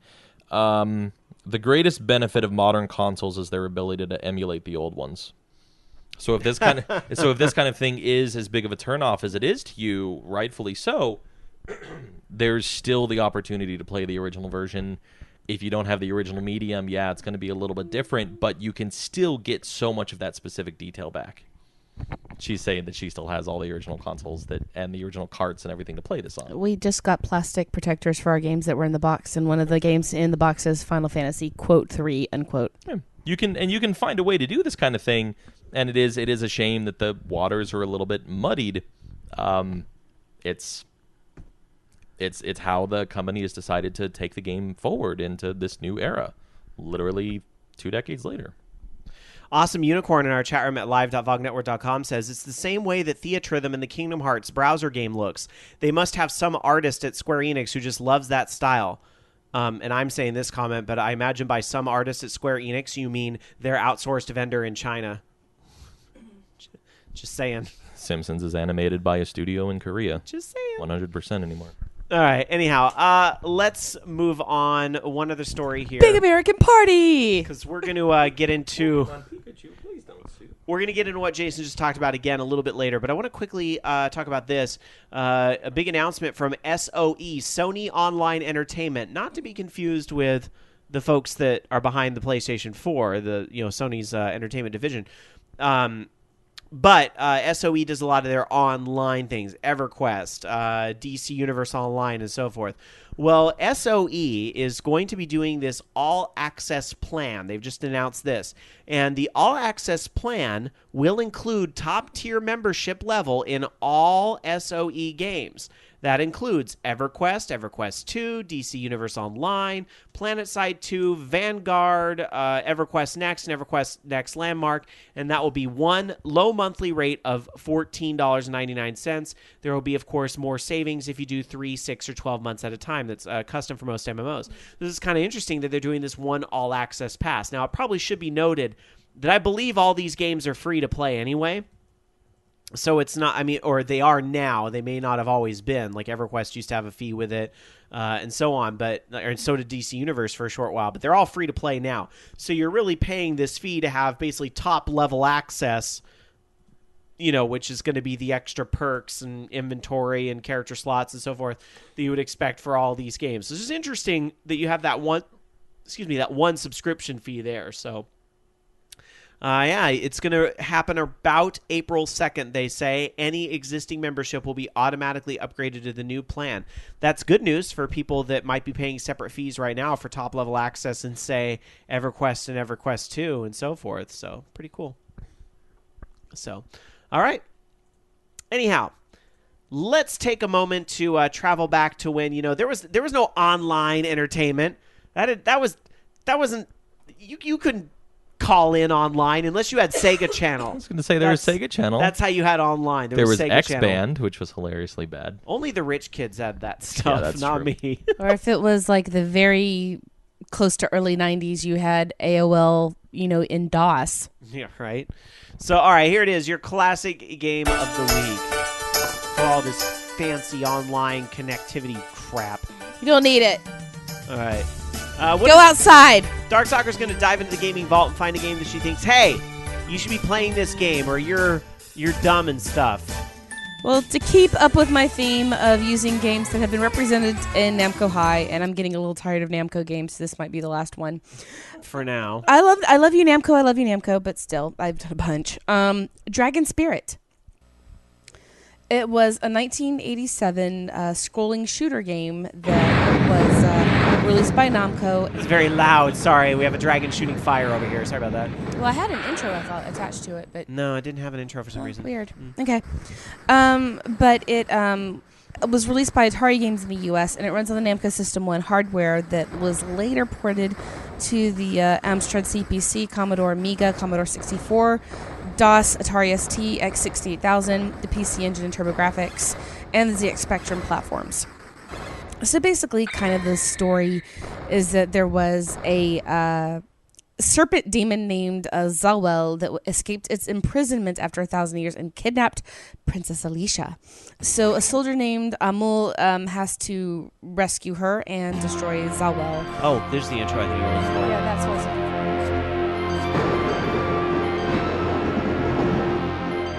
I just thought it's really pretty. Pretty epic. It's a dragon taking off from a cliff. And the music in the game is pretty good. I mean...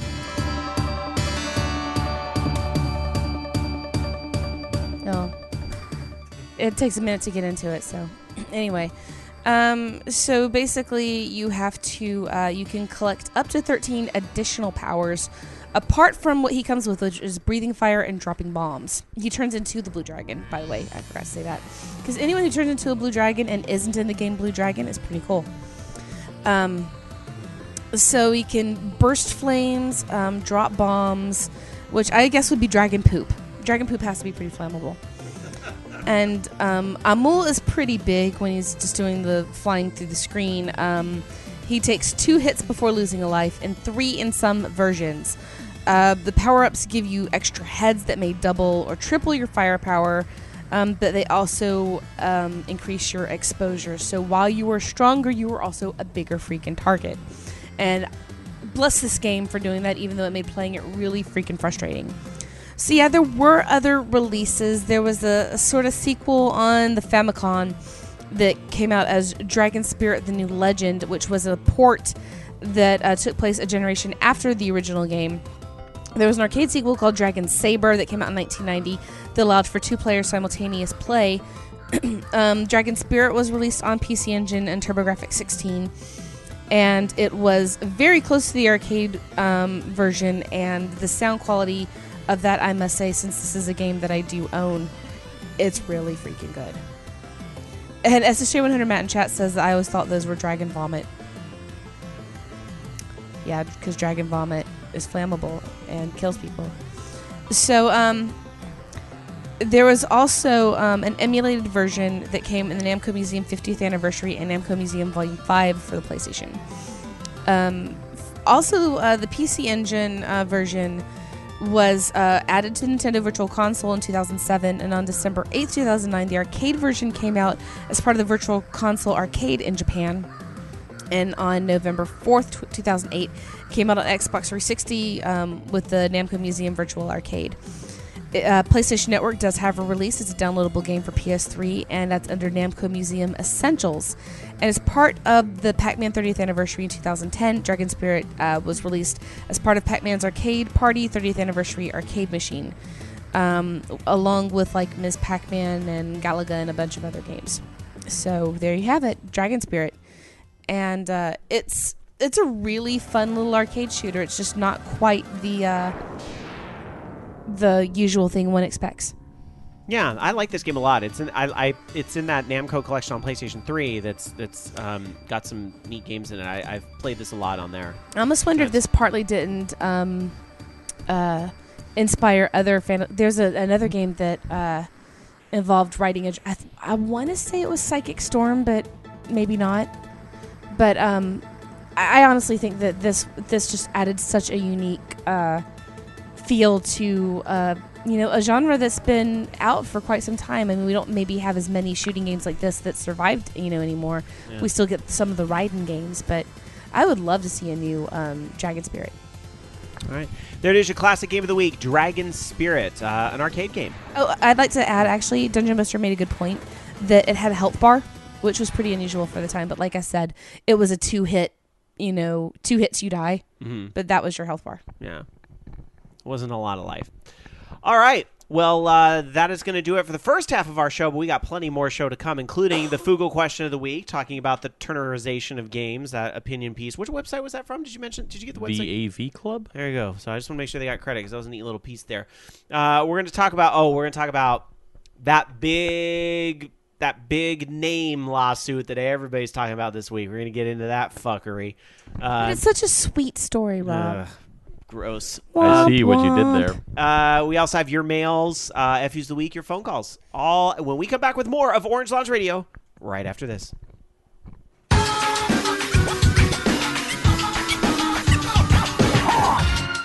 Welcome back, everybody, to Orange Lounge Radio, where we are having episode number 537 in progress for this January the 26th of 2014.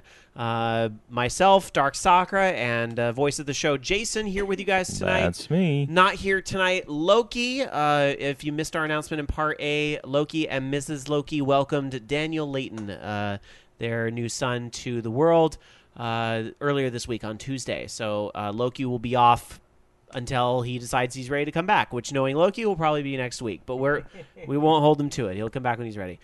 All right. We still got plenty of news to take care of. So let's get into it. Some rapid fire news. Jason, if you wouldn't mind starting us off. Oh, tonight. yeah, I guess I did a really good job of distracting myself and not paying attention to the fact that I'm starting this. Okay.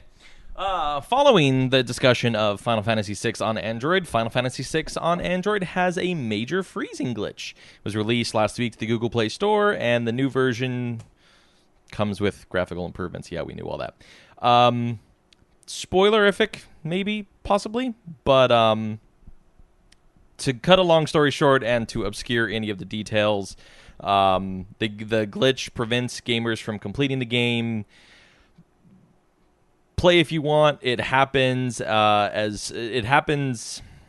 I'm unfortunately kind of running out of my knowledge with Final Fantasy VI, and I really don't want to give away any kind of a key plot point. The game freezes in Thamasa. If you're there and you don't want to have to redo the game, stop playing there. Wait for an update to become available. Update it. The problem will be fixed. Square Enix recently registered The Seeds of Salvation in the U.S. As the speculation continues to abound, the current theory is that this is a Western localization for Dragon Quest to be used for this trademark. Could be the Nintendo 3DS remake of Dragon Quest VII, or maybe even for the suite of smartphone remakes like the Unity-powered Dragon Quest VIII, Journey of the Cursed King.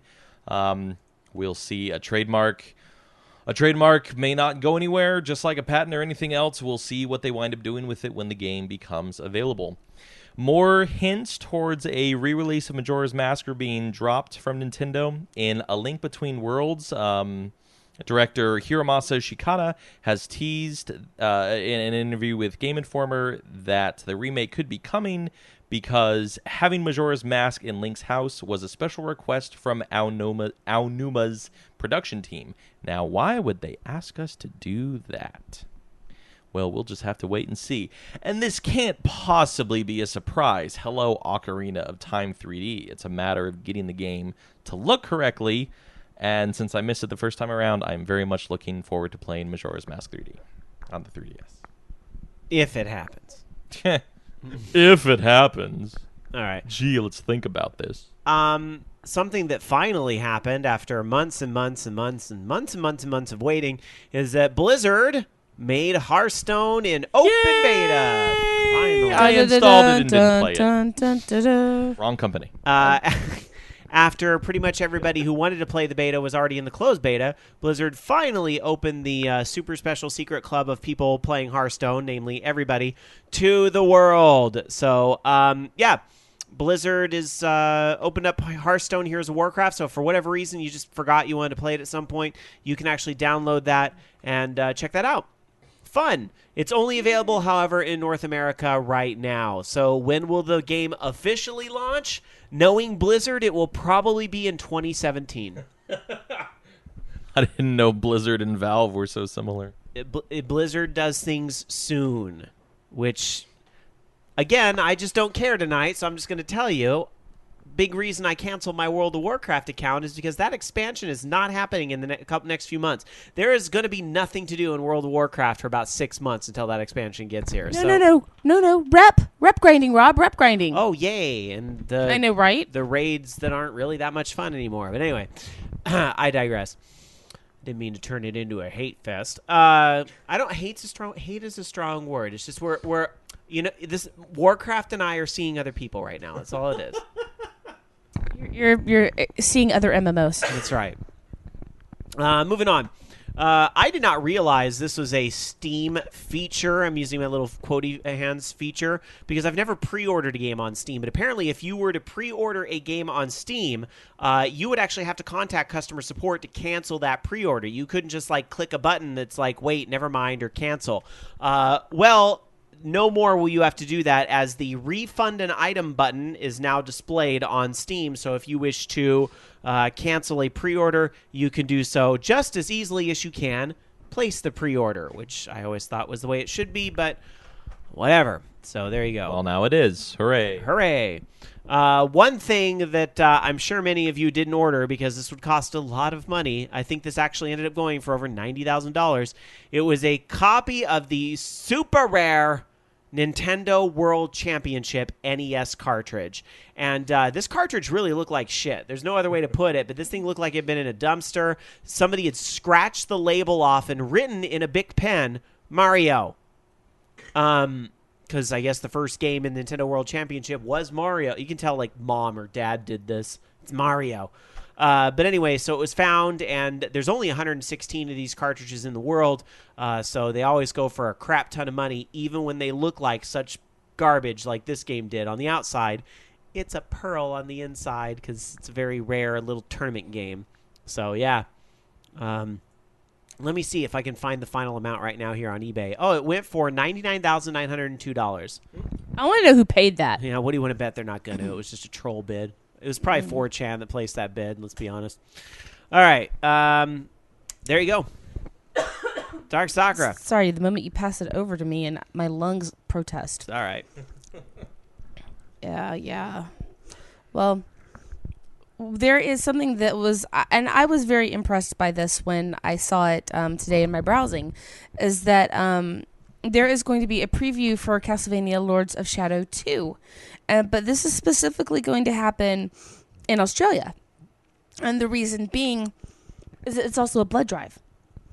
So if you are in Sydney on Thursday the 30th from 5 o'clock onward, if you go to the Elizabeth Street Donor Center at 20 Elizabeth Street, you can not only play Castlevania Lords of Shadow 2, you could possibly save up to 3 lives.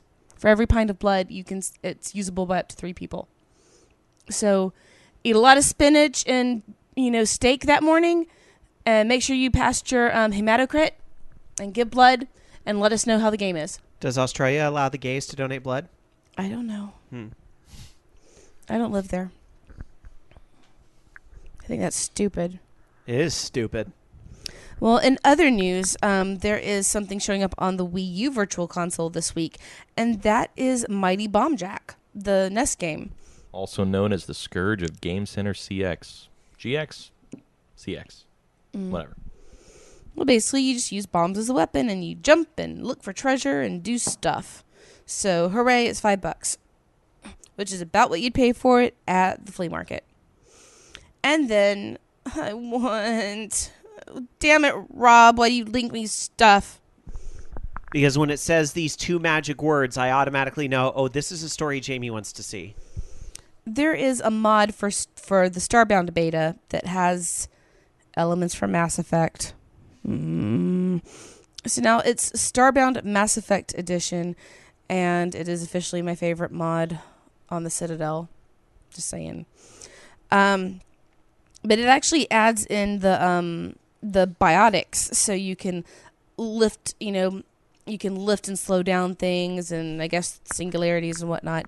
And it converts your ship to the Normandy, like to the original SR-1 from the first Mass Effect. So you have all kinds of different races showing up there, and you just need to use the Kawa's Xbox mode character creator and the simple extend character creation mod, and the stuff's up on the Starbound forums. So let me know if it works. I may or may not be trying this tomorrow. All right.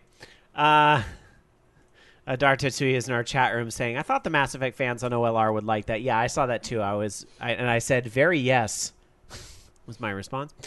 All right, let's go to the Fugle question of the week. You take Facebook, you take Google+, and you slam those words together, and you get what we call Fugle.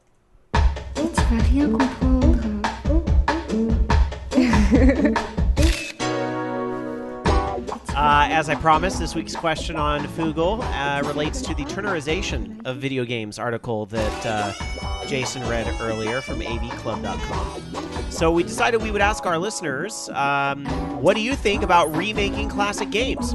Do you think it's a good thing for the classic games, or would classic games be better left untouched and resources spent on new games? I'm going to read just a few of these answers from Facebook, so I'm going to tell you guys, please go check out facebook.com/OrangeLaunchRadio to read all of the answers on the show. But I'm so happy to see Princess Irene answering the question this week. Our good old friend Princess Irene is back, and she said so succinctly in her very Irene style, her reply is, It's total bullshit. it's total bullshit. Which I can't do in her voice because I haven't heard her voice in a very long time. It's total bullshit, is what Irene said about remaking classic games. Daniel S. says they can remake games all they want. It won't take away from what they made long ago. I just wish devs would pay more attention to the consoles they're porting to. That and support the game post-launch. Stupid Chrono Trigger iOS port is stupid. I vaguely remember there being some series of bugs or just like the selection or something. I forgot. Yeah. I forgot there was a Chrono Trigger port. Pretty sure we covered it. I just don't remember. I the details stopped right downloading now. those iOS remakes. I just stopped. I couldn't anymore. I threw up my hands and said, I can't. And that was it. Moving on to Awesome Unicorn, who says, I support remakes and reimaginings that offer significant changes or improvements over the original, a la the Final Fantasy IV DS remake or the Lufia 2 DS reimagining. The mobile ports of Final Fantasy V and VI just feel like they've been changed simply so new artists can list the games on their resumes. Want to put a significant work into improving the graphics and gameplay experiences? Please feel free to do so. Want to make a quick buck? Save yourself the time and effort, put your game on Virtual Console or PlayStation Network, and start working on something else. I like it. That's an order. Our good pal Jeremy from Koopa Club answers the question and says, remaking a classic game is totally fine if done correctly. A good Square Enix example is the DS remake of Final Fantasy IV or Dragon Quest V. Pretty much everybody is making exactly the same point I did. The Final Fantasy IV DS remake is absurdly good. You know, Which really started with the 3 remake. And I think a lot of us were hoping. Didn't play. So I think a lot of us were hoping for that with 6, and then we get this, and we're like, cash in. Zeba replies and says, I love remakes, especially ones remade for iOS because I get to play them on the go. SSG 100 Matt says, when a game is remade for the right reasons and the right way, it can be great. When it's used as a quick, half-assed cash grab, then it only hurts the legacy and image that game once had. A great way to remake a game is with the help of the community. Chrono Trigger Resurrection had a lot of promise and was made by fans and independent people wanting to share the favorite game with the new generation. Sadly, it was stopped before it could be finished. Well, because they were going to do that iOS port that we all forgot about. Our friend Shane, who's going to be here next week, says, I think it's okay to remake a game if it's stupidly hard to get your hands on a copy and you've already given up hope of a straight-up port coming to some device. Something like Suikoden 2 or whatever could benefit from such a practice. I think Final Fantasy VI was super dumb to do, though. It's already on a lot of different platforms, and they made it look worse with odd script changes. So bad. I'm hearing all of that in Shane's voice. So bad. Gamer Girl says, I don't see anything wrong with redoing some games because it gives people who haven't played the original, nor can they find them, a chance to play. Looking at a few of the answers from Google+, let's see. Act Deft gave us a haiku version. We love haikus. Remakes are okay, but if the devs are lazy, the port will be bad. Flacco Jones, what? that was 475. Was it remakes are okay? No, it's 5. Oh, fuck. Don't make me police the police. Sorry, Act Deft. That's right. Flacco Jones says, I'm fine with remakes, but I think the original version should be bundled in there as well so the classic game can still be experienced and appreciated. Oh, that's a good way of doing it. I like that idea. AJ Twist, lastly, on Google Plus says, remakes are good as long as there are no significant changes that change the gameplay or story. Changes to the story that make it better to understand are always welcome, in my opinion. I think some remakes should include an original port so we can better appreciate the new and old versions. Kids need a reason to play some classics. Flacco Jones' answer is actually pretty interesting because Cave Story has really epitomized this. it doesn't exactly have the lifetime and the multiple generation. It doesn't span multiple generations to see what's going to happen. But Cave Story started as and still is an indie title, but its groundswell has just continued to grow and grow and grow over the last, I don't even know when it originally came out. I want to say 2 years now. I want to say 2012. But there's like 3 different versions of the game. There is the original pixel art and very crude synthesized music. And then they kind of refined it and upgraded it and made it look less blocky, but still a motif of that style. Yep. They improved everything, made it, added yet another depth of detail, gave it more style, improved the soundtrack, and really brought it up. And apparently there's even a third tier where the music, I've heard the music, it's more full production, fully featured production instead of, like little synthesized designs. And then the graphics are fully fleshed out, but still kept in a blocky style. 3 very distinct styles in 2 years is pretty crazy, but every version lets you select from any combination of them, both independently, graphics and sound. All right. Those were some of the answers from Facebook and Google+. I read about half of them tonight just for time's sake to keep things moving, so I'm sorry I didn't read all the answers. Thank you to everybody that took the time to answer, and I encourage all of our listeners to read what people had to say over at facebook.com/Orange Lounge Radio and google.com/plus Orange Lounge Radio. All right. Let's travel on with some more news. Loki. Loki. Sorry, I'm Loki so used sub. to seeing it on the show roll. It works. All right. I'm taking his Not phrase Loki. anyway. Loki It's not imposter. Bigger beard Loki. Yeah. As spotted on LinkedIn from the profile of Rob Stokes, the senior level designer at Harmonix, a unannounced Kinect game for the Xbox One has allegedly been canceled. In mid-2012, Harmonix originally announced that they had several projects in the works that were not related to Rock Band or Dance Central nor Fantasia Music Evolved, but no further details were given on any of these outside of a spotted job listing looking for a combat designer in 2012 to be used for next-generation hardware. Last year, Harmonix stopped dropping DLC weekly for Rock Band and went through 2 waves of layoffs. The only comments provided when asked about changes to their upcoming lineup were responsible for the highest-rated Kinect titles for Xbox 360 with our Dance Central franchise, and we're very excited by the possibilities of the new motion sensing technology for Xbox One. Right now, our Kinect development is focused on the already announced Disney Fantasia Music Evolved, a title which we believe further innovates in both the motion gaming and music space. Nothing else to confirm today other than a heads up that we've got a lot of stuff happening that you'll hear about soon. And by soon, they probably mean 6 months from now at E3, 5 months from now. An unknown game gets canned. Well, rest in Possibly. peace, game. Maybe. We never knew ye. I mean, but I don't know. I'd hate to be all like doom and gloom, but I kind of worry about Harmonix. Like, the Rock Band bubble kind of burst. We haven't really seen a lot from them lately. I know there's this Fantasia thing, which is going to be a big deal, but it's still not here. And now they're canceling projects, and we've heard about layoffs. Like, and it's not like Harmonix makes a bunch of stinkers. It's just like, the Rock Band bubble kind of burst. Like, they don't, do the but I don't. company in? I don't know. They don't make a bunch of stinkers, but I don't think they get the critical acclaim like we would all hope that we would all prefer that they did. Let's be honest, Frequency and Amplitude were amazing games. They weren't exactly the biggest sellers. All right, but Rock Band was huge. Yes, Rock Band was an absolute runaway. And then Activision really screwed that whole thing up. But anyway, it's neither here nor there. Yeah. Well, good luck with whatever Harmonix is working on. Maybe they'll be able to blow us away at the next E3. We love you, Harmonix, and we look forward to seeing everything you do for now and as long as you continue to be able to do it. All right, which well, we hope is a very long time. I somehow doubt that Harmonix's next game would be called Music Saga. Because... segue! Thank you. I'm bowing. Because, as I'm sure many of you have heard this week, King, or is it King.com or King? I guess they're King, and they're located at King.com. But anyway, this company, you know what? They're Zynga 2. I'm going to call them Zynga 2 because that's what they are to me. Zynga 2 has decided to trademark the word candy.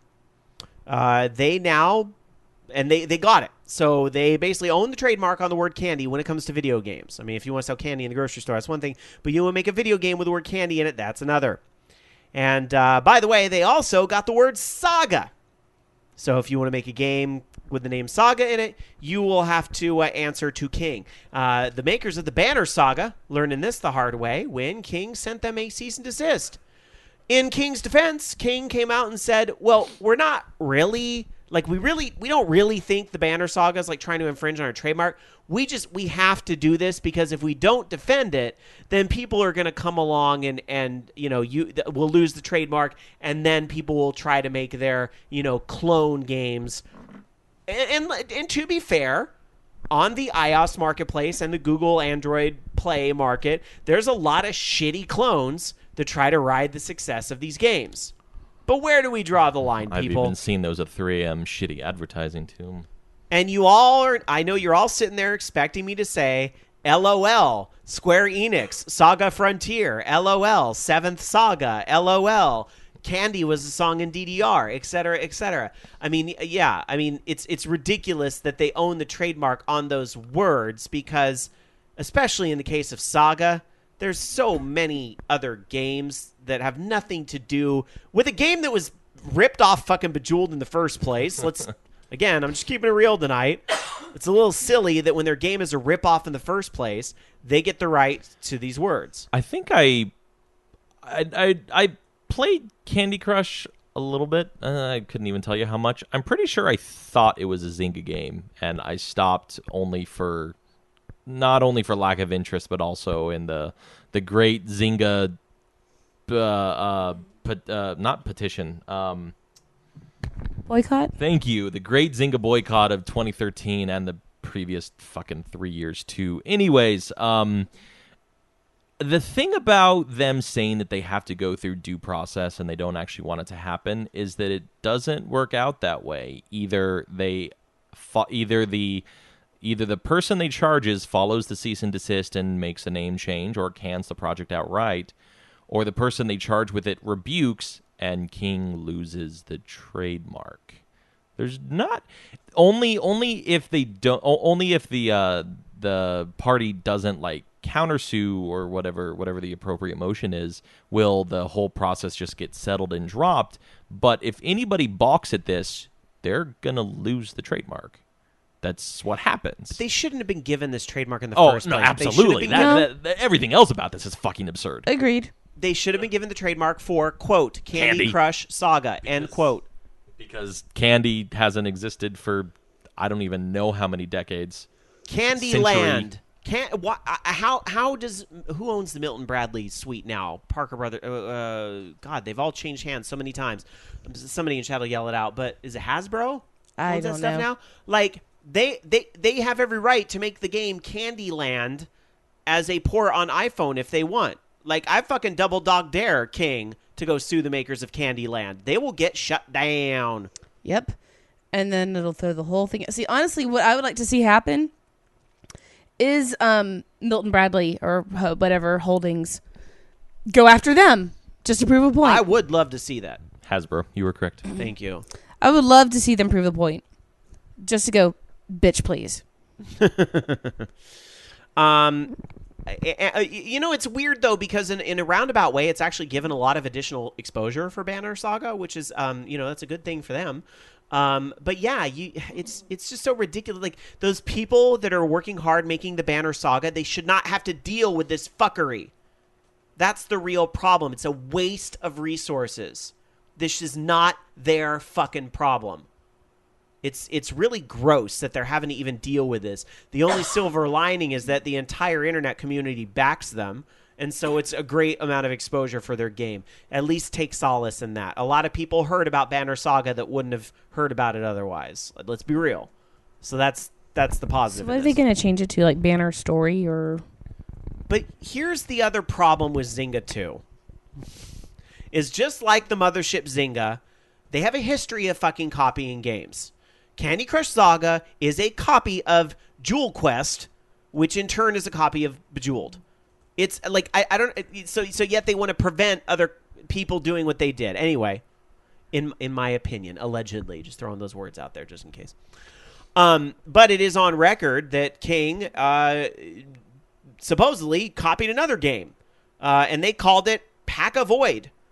They tried to go after another developer back in 2009 because they wanted to basically buy their game and put it out. But King put out a statement this week because Reddit's going to find it, and 4chan and all the internet community people, they're going to find it and they're going to bring it to light. And there'll be a NeoGAF post, and then everybody goes, "Yeah, take him down, show King, stick it to the man," and so forth. And that's exactly what happened. Is that it came out? This developer said, "Hey, King tried to buy my game in 2009, then they just copied it and put out Pack a Void instead." So King had to put out a statement.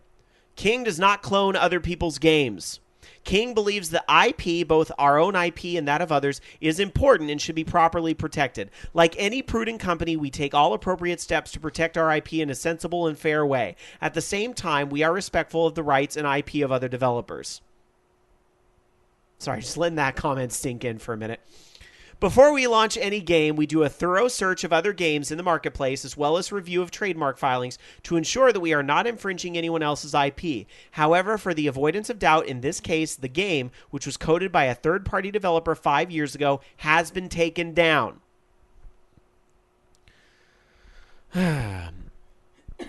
Let's see. I believe what happened is that the developer who made this clone actually came out and said, King kind of hired me to do this, and I had to do it quickly, and I had to get it out before the original game, Scamper Ghost, was set to be released, essentially.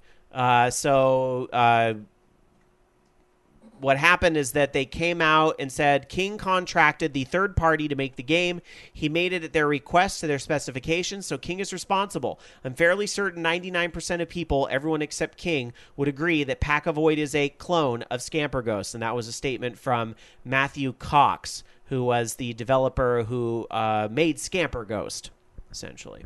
So, I mean, it's ridiculous that they were given this trademark in the first place. The old laws are not working when it comes to intellectual property in this country. I'm going to say in this country, a bunch of the laws aren't working when it comes to anything. Well, seriously, I think that... Well, at least we're not in an all-out, full-blown war. I mean, there are some things that are working, but you're right. There's a lot of fucked up shit, period. Yeah. There's a lot of broken things that need to just be completely thrown out and revamped. Mm-hmm. But no one wants to. All right. There you go. I think we all agree it's fuckery. Does anyone want to try to take the devil's advocate position, even though I'm having a hard time in this circumstance? No. I mean, I understand there is a lot of clones. There's a lot of people. And there's some guy that spoke out that made a game. And get a load of this name. What was the guy? He made a game called, and he's been contacted by King's legal team, the creator of, quote, All Candy Casino Slots, Jewel Craze Connect, Big Blast Mania Land. Yeah, that's not SEO bait. Look, girl, you're part of you're the reason why Zynga 2 has this leverage to be those types of games are the reason why. Even though a slot machine game may have nothing to do with Candy, although I'm surprised Candy Crush Saga is not, to rip that off too. But even though the slot machine game may be kind of different, let's be real. That name is you're fucking baiting people with that name. That's why they got that trademark, is because of you. Just think about that for a minute. I guess that's as far as the devil's advocate position I can go. Let's move on. Let's do something happy. I need happy news, Dark Soccer. Give me some happy news. Happy? Like me? I don't have any. Oh, yeah, I do have happy. Well, we talked about Ubisoft in part A. Well, how about some more Ubisoft news? They are going to be adding roughly 100 jobs for their Quebec City studio. They're planning on investing $25 million, and about 460,000 of that is from the government of Quebec. That's going to strengthen the company's infrastructure. So they already have about 360 employees, and they're going to be bringing on about another 100. So yay for boosting Canada's job market, because they've been hit hard too. Right? Yeah. So I just think when we have a story about that there's jobs being added as opposed to taken away, that's a good thing. That's good news. like hearing that. So congrats to Ubisoft. That means things are going well over there. Indeed. Indeed. And, I honestly hope to see... I mean, clearly Ubisoft is running kind of, strongly right now. So I'd like to see what, this spells for the future. I'd like to see you try to say you don't have the resources to port things to Wii U. Yeah. Ooh, burn! Sick Had to. boing. Had to. All right, Jason, what do you got? Minecraft's sales have exceeded 1 million in just Yay. a month. Its first month of life on the PS3. Since its release, as an overall recap, since its release, 11 million units of the PC version have been sold as of last June. So even that figure is probably pretty grossly out of date at this point. The Xbox 360 version has another 10 million sales, 10 million players, which I think is a bit of a misnomer attached to sales. But at any rate, the Xbox 360 version has another 10 million players. There's a lot of Another 10 million players joining that number. There's a lot of people that own both or all three. Like, I own the 360 version and the PC version. But Notch still says that it ain't going to make it to the Wii U. So we continue to cry. But 11 plus 10 plus 1, and invariably, I would throw out very easily like another 4 million or something like that, just PC sales alone. Not half bad for the survival, blocky, create everything yourself kind of adventure. I'm looking forward to seeing those crisp graphics on the PlayStation 4 when that version is released. Pixel art like you wouldn't believe. It'll look exactly the same. Of course, that was a joke. Welcome That's to the it. joke. Well, I would imagine some of those limitations when it comes to, the space you have to work with and so forth, like that's going to change. But I was reading something. I don't know if this translates to the console versions. I'll save. I want to read more about it. I'll save it till the end of the show. okay. Good sales for the PS3. It's going to be a powerful force against the PC and Xbox as well. You think it's not going to jump up to the double-digit millions? Oh, on the PlayStation 3 and 4. The only reason it wouldn't is because I think most people that are interested in it already bought it on PC or Xbox 360. But, I mean, don't underestimate what a huge flipping game Minecraft is. I am always surprised. I think I talked about this in a prior week, but I overheard one of my coworkers talking, like, the middle-aged ladies I work with. One of them was talking about how she was playing Minecraft, got addicted to it over the holiday, and, like, not the type of gal I usually expect to be playing video games. When I heard she was playing Minecraft, I was kind of like, that's kind of rad. She was talking about the creepers and, trying to dodge. And she's like, you got to build houses. She was explaining it to another person. You got to build these houses and stay away. I was, this game is huge. Huge. I was actually going to wear a different shirt tonight, but the fact that I had this on is pretty coincidental. 2-3 weeks ago, I was at Wells Fargo, and the lady that I was working with asked me about my shirt. I'm wearing, if anybody has checked out the GitHub shop, I'm not going to go too crazy with it, but GitHub has a bunch of themed shirts. The shirt that I'm wearing right now is a pixel art version of the Octocat, the GitHub mascot, and it's in a 8-bit pixelated version. And so the person that I'm working with sees this, and she's asking me if it's Minecraft, and I had to kind of dance around the issue because I was like, it's that kind of a style. It doesn't have anything to do with Minecraft, but they were both inspired from the same thing. And, of all of the things that 8-bit would mean something to someone, the fact that Minecraft can kind of be that common thread of understanding is reasonably interesting. And to Notch and to Notch's credit, it is very obvious, very definitive, and it is very well done. When you're seeing Minecraft stuff at Walmart. Yeah, right? Yeah. I don't think I have. That says a lot there. Well, I don't go to Walmart. But, but that's the course that Angry Birds took, so yes, I agree with that statement completely. I don't like to give them my business, but I was there helping Becky find stuff for her son for Christmas. That's fair. No, I mean, I ended up there, too, for something. I don't remember. It was the one place in town that supposedly had a PlayStation 4 camera because I've been trying to get that one. Oh, my God. It is impossible. Sorry to go for the tangent train. Choo-choo. It is fucking impossible to find a PlayStation 4 camera. They are all gone. Yeah. I was on a tip on Twitter. I went to Fry's.com to order a PlayStation camera, which they said would ship January 26th. And I was like, all right, I'll wait the week, whatever. So I placed the order, $70 or whatever. New update, 2015. No, I get an email. We're sorry, we're not going to be able to ship on the day. We'll hold your pre-order. If you want to cancel, call such and such number. And I was kind of irritated. Like, I was like, well, why did you advertise something you knew you couldn't uphold? So I was a little irritated at that. Anyhow. I mean, I don't need it. It's just, I want it for broadcasting. That would be fun and doing other things. But it's not like it's not changing my opinion or whatever. It's a little frustrating. They're so flippin' hard to find. Anyhow, let's talk about something that'll be maybe a little easier to find when it comes out, because I'm sure this will get kickstarted. Sanity? It is. Sanity is impossible to find on this show. This will be kickstarted, I'm sure. It's La Mulana 2. Which is seeking $200,000 in Kickstarter funding. And apparently a user named Dark Tetsuya actually donated $199,999 of it. Go figure. All right, maybe I made that last part up. However, I know he's a big fan. And, if you are a big fan of La Mulana, they are trying to kickstart La Mulana 2. This game is slightly punishing. Some people see it as, it's like the Dark Souls of 2D platformers.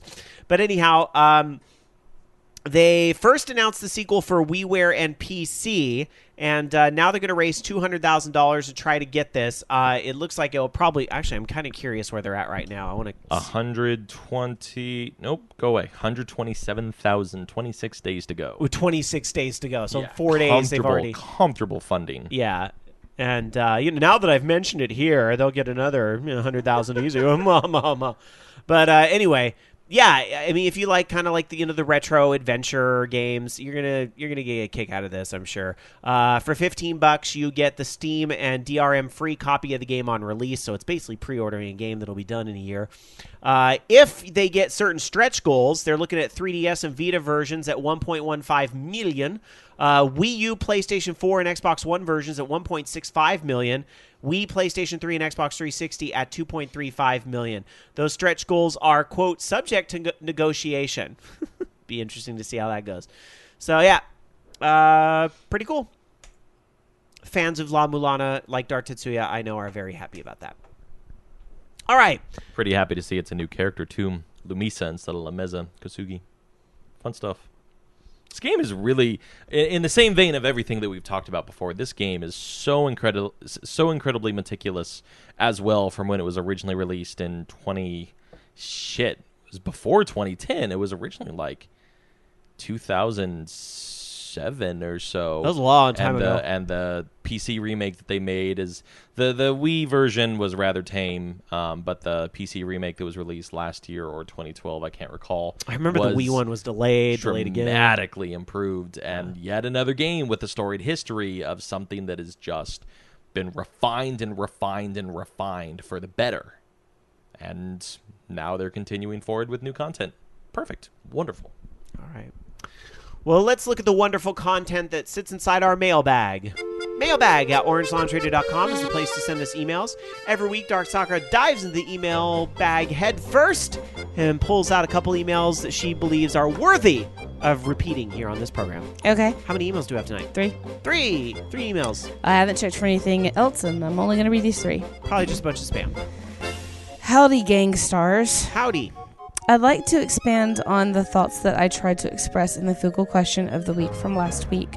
I was unable to do so due to the confines of an outdated art form that only exists in the modern world for the purposes of nostalgia. QQ more. Woo! Also known as haikus. Haiku. For people who didn't catch that.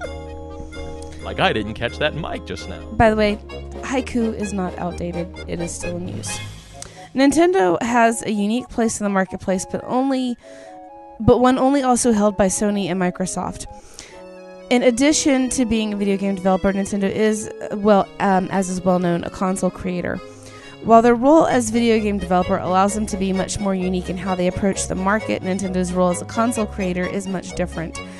In that role, Nintendo must not offer a product that is tailored for any specific use or function, but must instead provide a product that allows for a wide variance of products and services. A narrow focus on specific tasks and functions serves to only limit the products that the company other than Nintendo can utilize on their console, if not incentivize companies to avoid the console altogether. For that reason, Nintendo should work to broaden the kinds of products and services that companies other than Nintendo can put on their current console, the Wii U. One of the ways they can do this is by providing a decent, stable, and safe online environment that can be utilized through the Wii U. And I need to renew my chat room because it's not working. Okay, where was I? It doesn't have to be a robust service like Xbox Live or PSN. Hell, my nieces spend hours a day playing games on the Disney website. They don't have to sign in or provide any information in order to play. My nieces can just call up the Disney Games website, click on whatever particular game they want to play, and enjoy. Perhaps Nintendo could come up with something like that. Also boobs. Boobs, boobs, boobs. Additionally boobs. Stay black, Redtertainment. For history's sake, January 19th, last week's Google question of the week, Redtertainment's haiku was, create a better platform for online gaming. Also boobs. Boobs, boobs. At least his Which email. also explains His the email did exit. truly expand on Yes. that. That was because he added more boobs. No, I don't necessarily disagree with what he's saying at all. I mean, they've got to figure out how to get those third parties back. The thing about the very last point about creating a safe environment is what the definition of a safe environment is going to be. What you just described, your niece is being able to go on Disney and play games. I don't know this for certain, but I'm pretty damn sure that, yes, games become available just like sticking a disc into the Wii U or downloading something from the shop and going to it. That's an online environment, kind of. A Super Mario 3D World and the Mii's gravitating around, that is an online environment that those online aspects come into your game. Xbox, Microsoft and Sony provide a robust messaging and communication system alongside matchmaking, multiplayer, etc. games.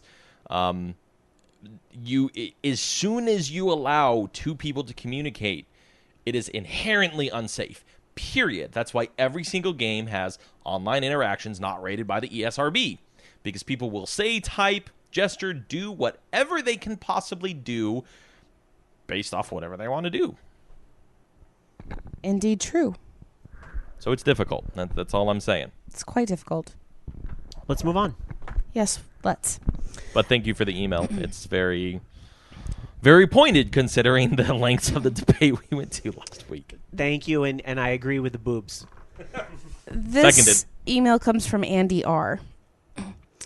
Hey, OLR first-time writers who forgive me for any grammar mistakes. Okay. Just wanted to say that I agree with Jason about the Wii, quote, failing as a game console. It didn't succeed on the strength of its library at first. It succeeded at being the Tickle Me Elmo of insert year Wii came out. 2007. Even my parents bought one, and there's no way they would have bought any other video game console. It was a runaway success because it managed to strike a chord with the casual crowd, who tend to be more fickle about what catches on and what doesn't. Wii U has failed to capture that market again, myriad of reasons, in my opinion, and I don't think it ever will at this rate. It's now the more hardcore gamer crowd feels scorned after how the Wii was largely marketed to a different crowd. Anyway, just my 2 cents. I don't think Nintendo is necessarily in dire straits. Mario Kart and Smash still have a chance to turn things around and at least get the gamer crowd back on board. They'll keep cranking out their first-party games, and I think they'll be fine by the end of the generation. Hold on. Can I just want to say real quick while you cough up a storm there, the whole Sorry. like Tickle Me Elmo comparison, like I get that angle, like the Wii was kind of like the hot thing that year, so like I get the position there, but could you kind of say the same thing about the Xbox One and the PlayStation 4 this year? Nope. I mean, why? No.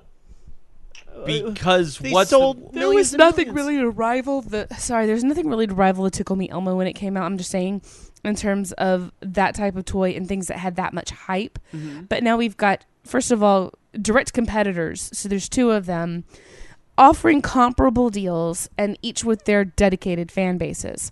It's really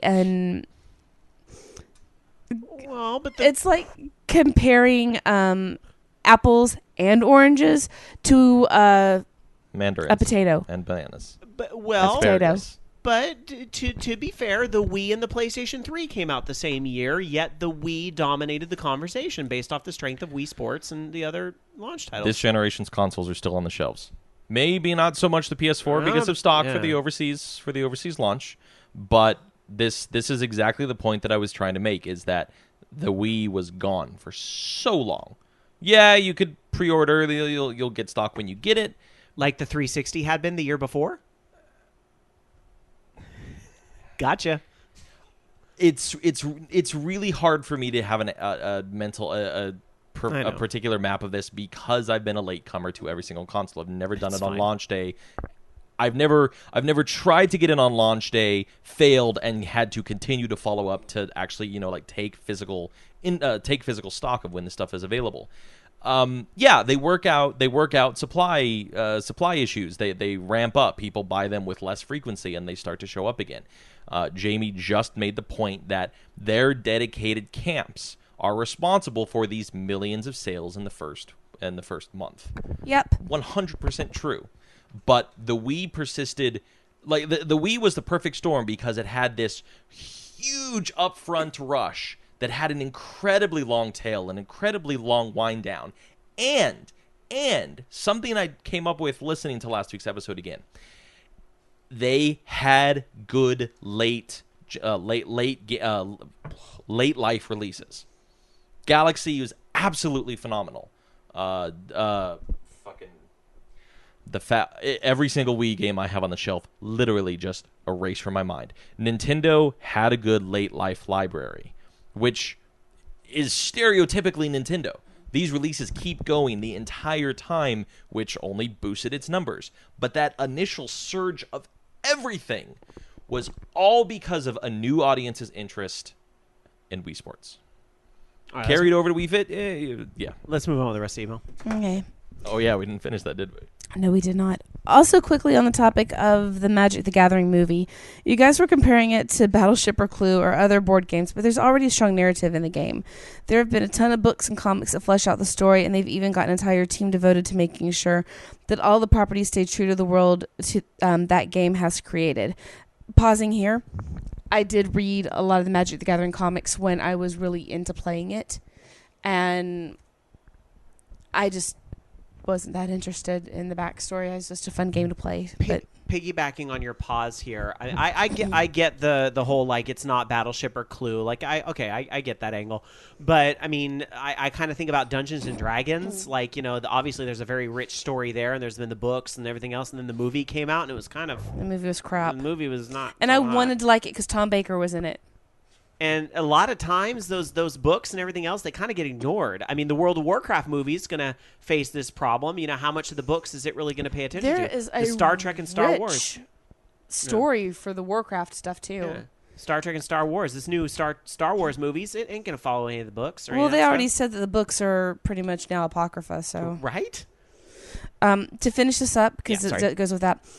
Almost all the blocks, Magic turned for 3 consecutive expansions, tell a story, and while it can be tough to figure that out just through individual cards, it is there. Just pointing it out because I doubt this will be like Yu-Gi-Oh type thing, and definitely not something like Battleship.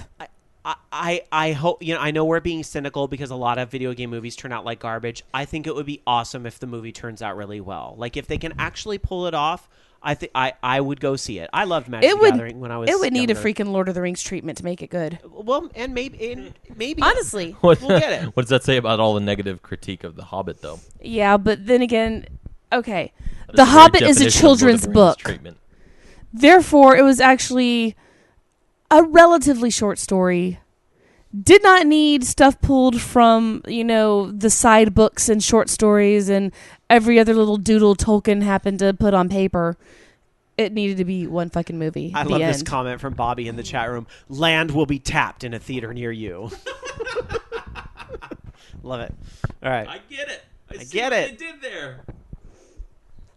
I just keep having flashbacks of how many hours of my life I wasted playing Magic. Finally, Rob, why so much hate for the non-indie podcast? I listen to a ton of podcasts each week, some indie and some not. Even the ones that are affiliated with a company are just a group of people who love video games and talk about video games. Thanks and keep up the podcast. That's Andrew R. thanks for asking that, actually, so I can kind of set the record straight on some things here. Hate's a strong word. Hate is a very strong word. I don't hate non-indie podcasts. I don't hate them. I really like to support indie podcasts and my fellow people that go out there and really work their butts off to have their voices heard, because indie podcasters have to work 10 times as hard to achieve something that, a corporate backed podcast can achieve very easily, whether the quality be good or not. And, that's just the way it is. I'm not like saying that like out of a jealousy thing or what have you, but it really irks me in the indie scene when I see people striking each other down, because it's like, why are you fighting with each other and having these silly little wars when, we have to fight for so much to get noticed anyway amongst, these corporate back things and so forth. And look to the story we talked about earlier with the whole, paying paying off for the plugs and Yeah. the product placement and so forth that, kind of gets into some of the other things you really have to consider are a factor when you talk about corporate games. Does that mean all the people that work for these corporate companies and work for corporate podcasts are shrills and No. There's a lot of great people that really pursued their passion. They do it for a living. I applaud them. There's a lot of very talented people that do happen to do it for a living. I don't necessarily need to be plugging them because they've got their audience. They're easy to find. You know where to look. But I will say, again, and having a night where I'm just going to tell it like it is, there are also some people out there in the industry and that are doing these shows that don't have that level of passion. And on some shows I've heard in the past, that's been very obvious to me as a listener. Maybe I'm just ultra picky. I don't know, but I definitely have heard those corporate-based podcasts where somebody was only there because they had to be. And that just, when we put so much effort into this and do it for nothing, like that really stings sometimes when you hear people talking up, this particular podcast where the people plainly and obviously don't want to be there. That's the really tricky part. However, granted, that is the minority, So, I think that's great that you have your shows that you support and listen to, and there are some great corporate-based shows out there, but I choose to support those that have to work a little bit harder to get noticed. I would add to that the situation is getting a bit more diverse, and by the same token, a little bit muddier, because with the rise of YouTube, and it's the same story over and over and over again. You affiliate, you partner, you whatever, but these corporate-backed networks that pick up individual. I don't quite know the business details of it, but corporations that pick up indie producers because their content is engaging and they have an established base, and they do so that they can provide so that the said originally indie can start doing things for the company, for the corporation. But it also, the theory is that it's a two-way street. The individual is able to continue doing what they're doing, take on additional responsibilities with a company, but also do events personally, taking advantage of company resources, and also literally legal protection, YouTube fuckery to some extent, that kind of thing. There's a lot of interesting indie organized networks on YouTube and various other locations right now, and it is really hard to figure out on what side of the coin these people lie sometimes. But the point is that be there for the content that you enjoy and that you can tell the people enjoy as well. That probably means you're having a good time listening to it. It's really the whole point. There are some people out there very passionate about games who are gamers and are very good at what they do and have a lot of good things to say. Unfortunately, not everybody's in the game industry for those reasons. Mm-hmm. And that's a harsh reality that, you'll find out for yourself if you go to some of these press events and see it firsthand. That's all I'm going to say. That individual lives in Arizona, or did by the area code. Thank you, Andrew. Okay. Well, last email. And give away his home address while you're at it, Jason. Jeez. Well, that's not in the email. Thank you for the email. I would if I... No. I did want to say thank you for the email because I at the beginning said it was a first-time emailer. So I love those whole like long-time listener, first-time callers. So First time writers. yeah, first-time writer in this case. And your grammar was excellent. What's up, gang? So funny enough, I just got done posting on the Google question, and my email is kind of sorta about the same thing. I am playing through Devil May Cry, the 2013 one, and I've come to realize I love the raw, gritty, and cocky new Dante and the game itself as a whole.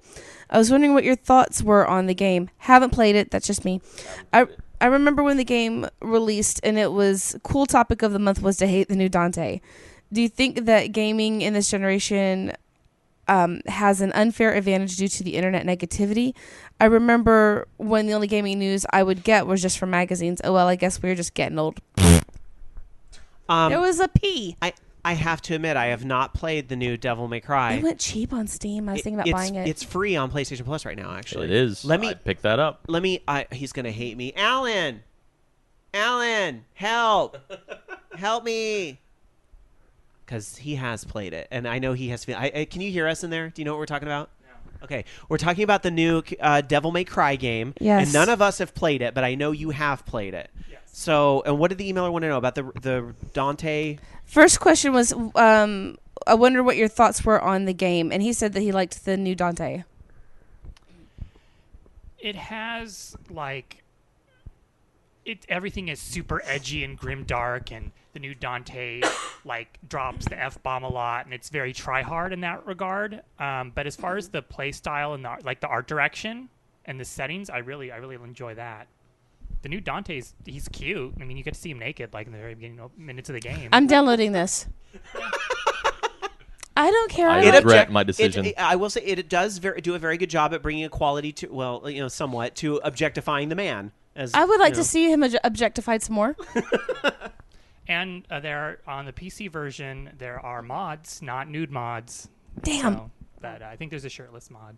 But yeah. How do you know about this stuff, you perv? Because when I got it on Steam for 17 cents, I Googled Devil May Cry mods, and there's a site for it.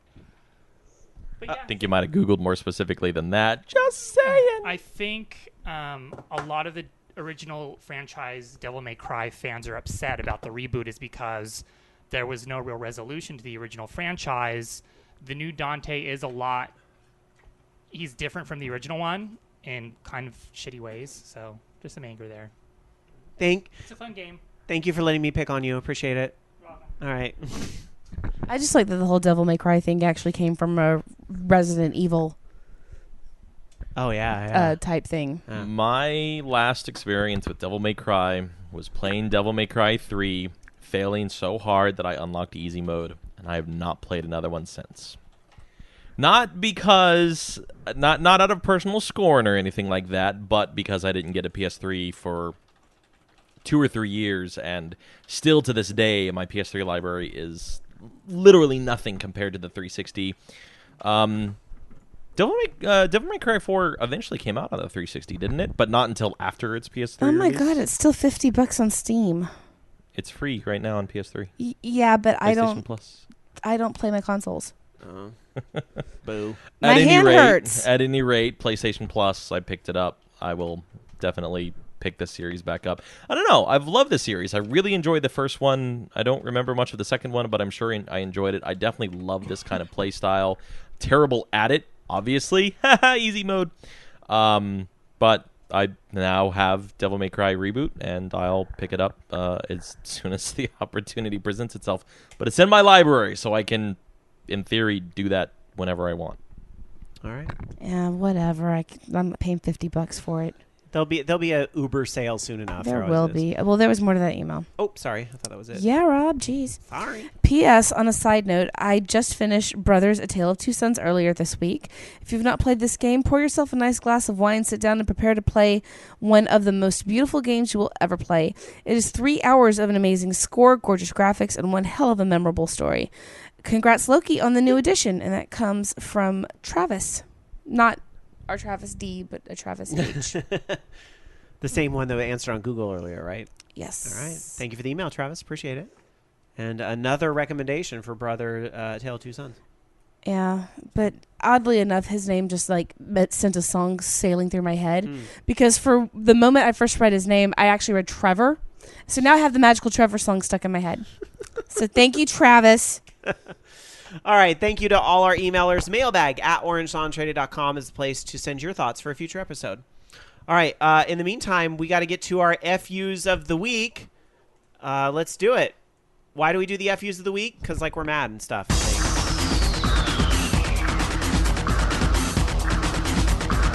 Oh, this is bad.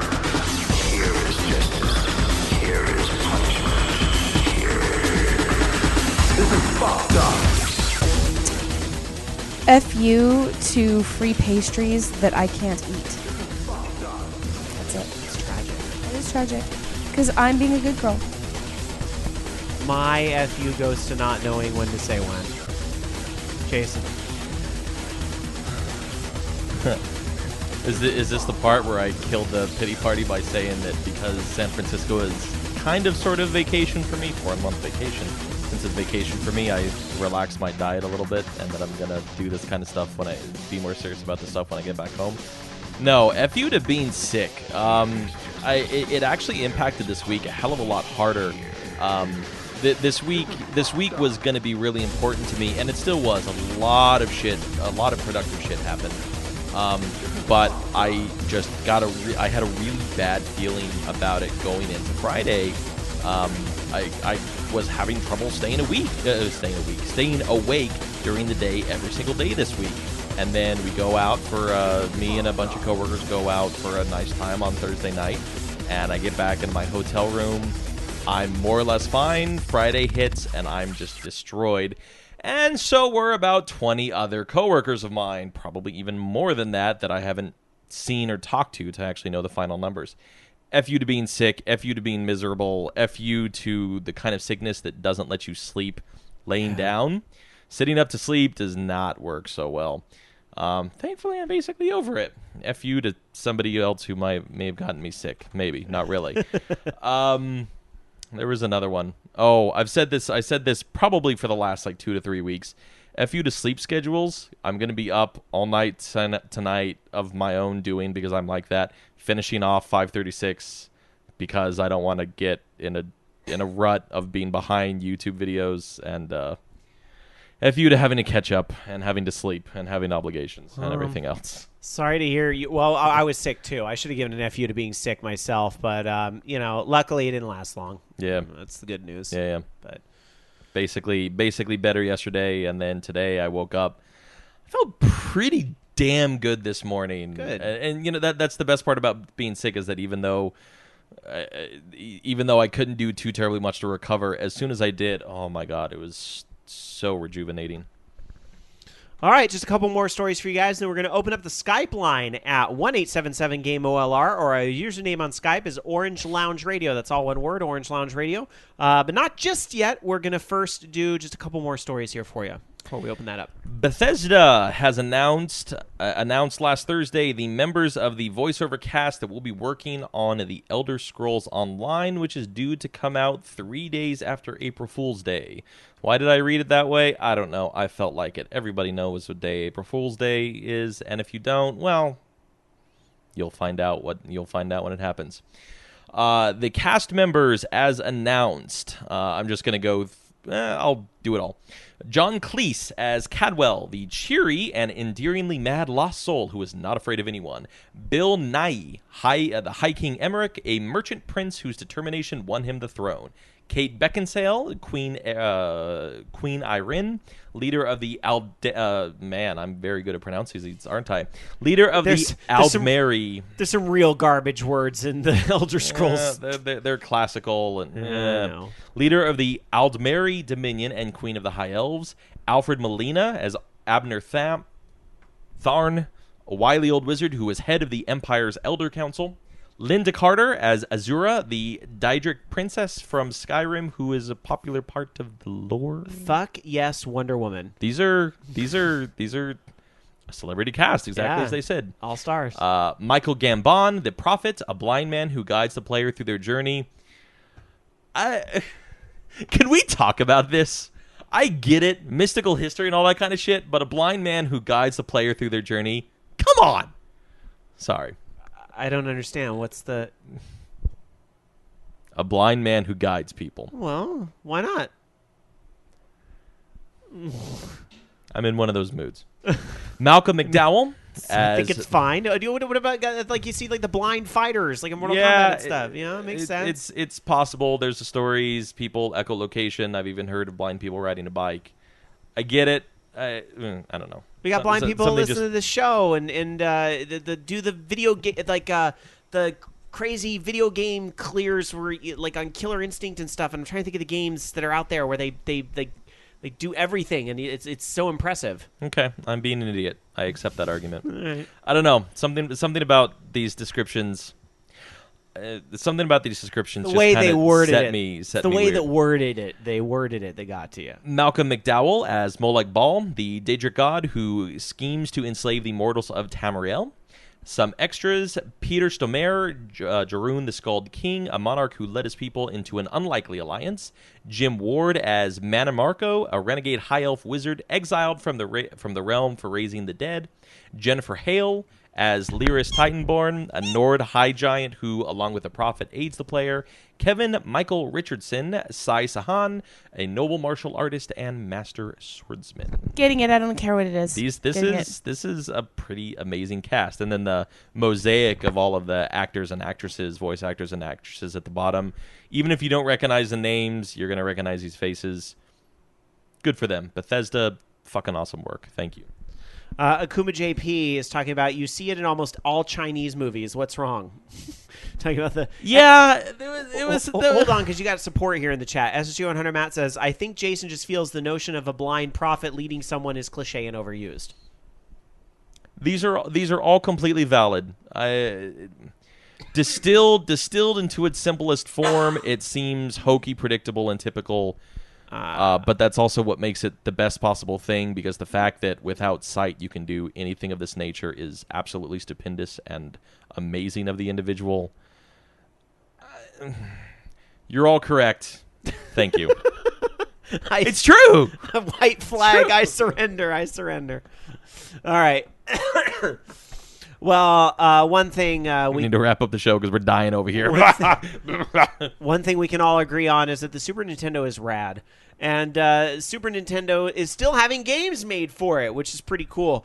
Super Fighter Team is a retro publisher, and they are shipping a Super Nintendo run-and-gun platformer named Nightmare Busters. And if you pre-ordered the game, you will be seeing this shipped to your house very, very soon. This game was originally supposed to launch in 1994. You thought Duke Nukem Forever had a long 2 decades in the making. Yeah. That's quite a bankroll. No more Jesus Duke Christ. Nukem jokes.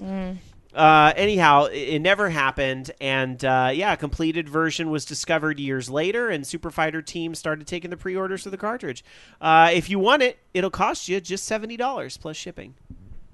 A mere $70. Well, keep in mind that if you inflate the costs of what the cartridge used to cost back in the day, it was about $70 in today's money. So it's very strange. I don't remember.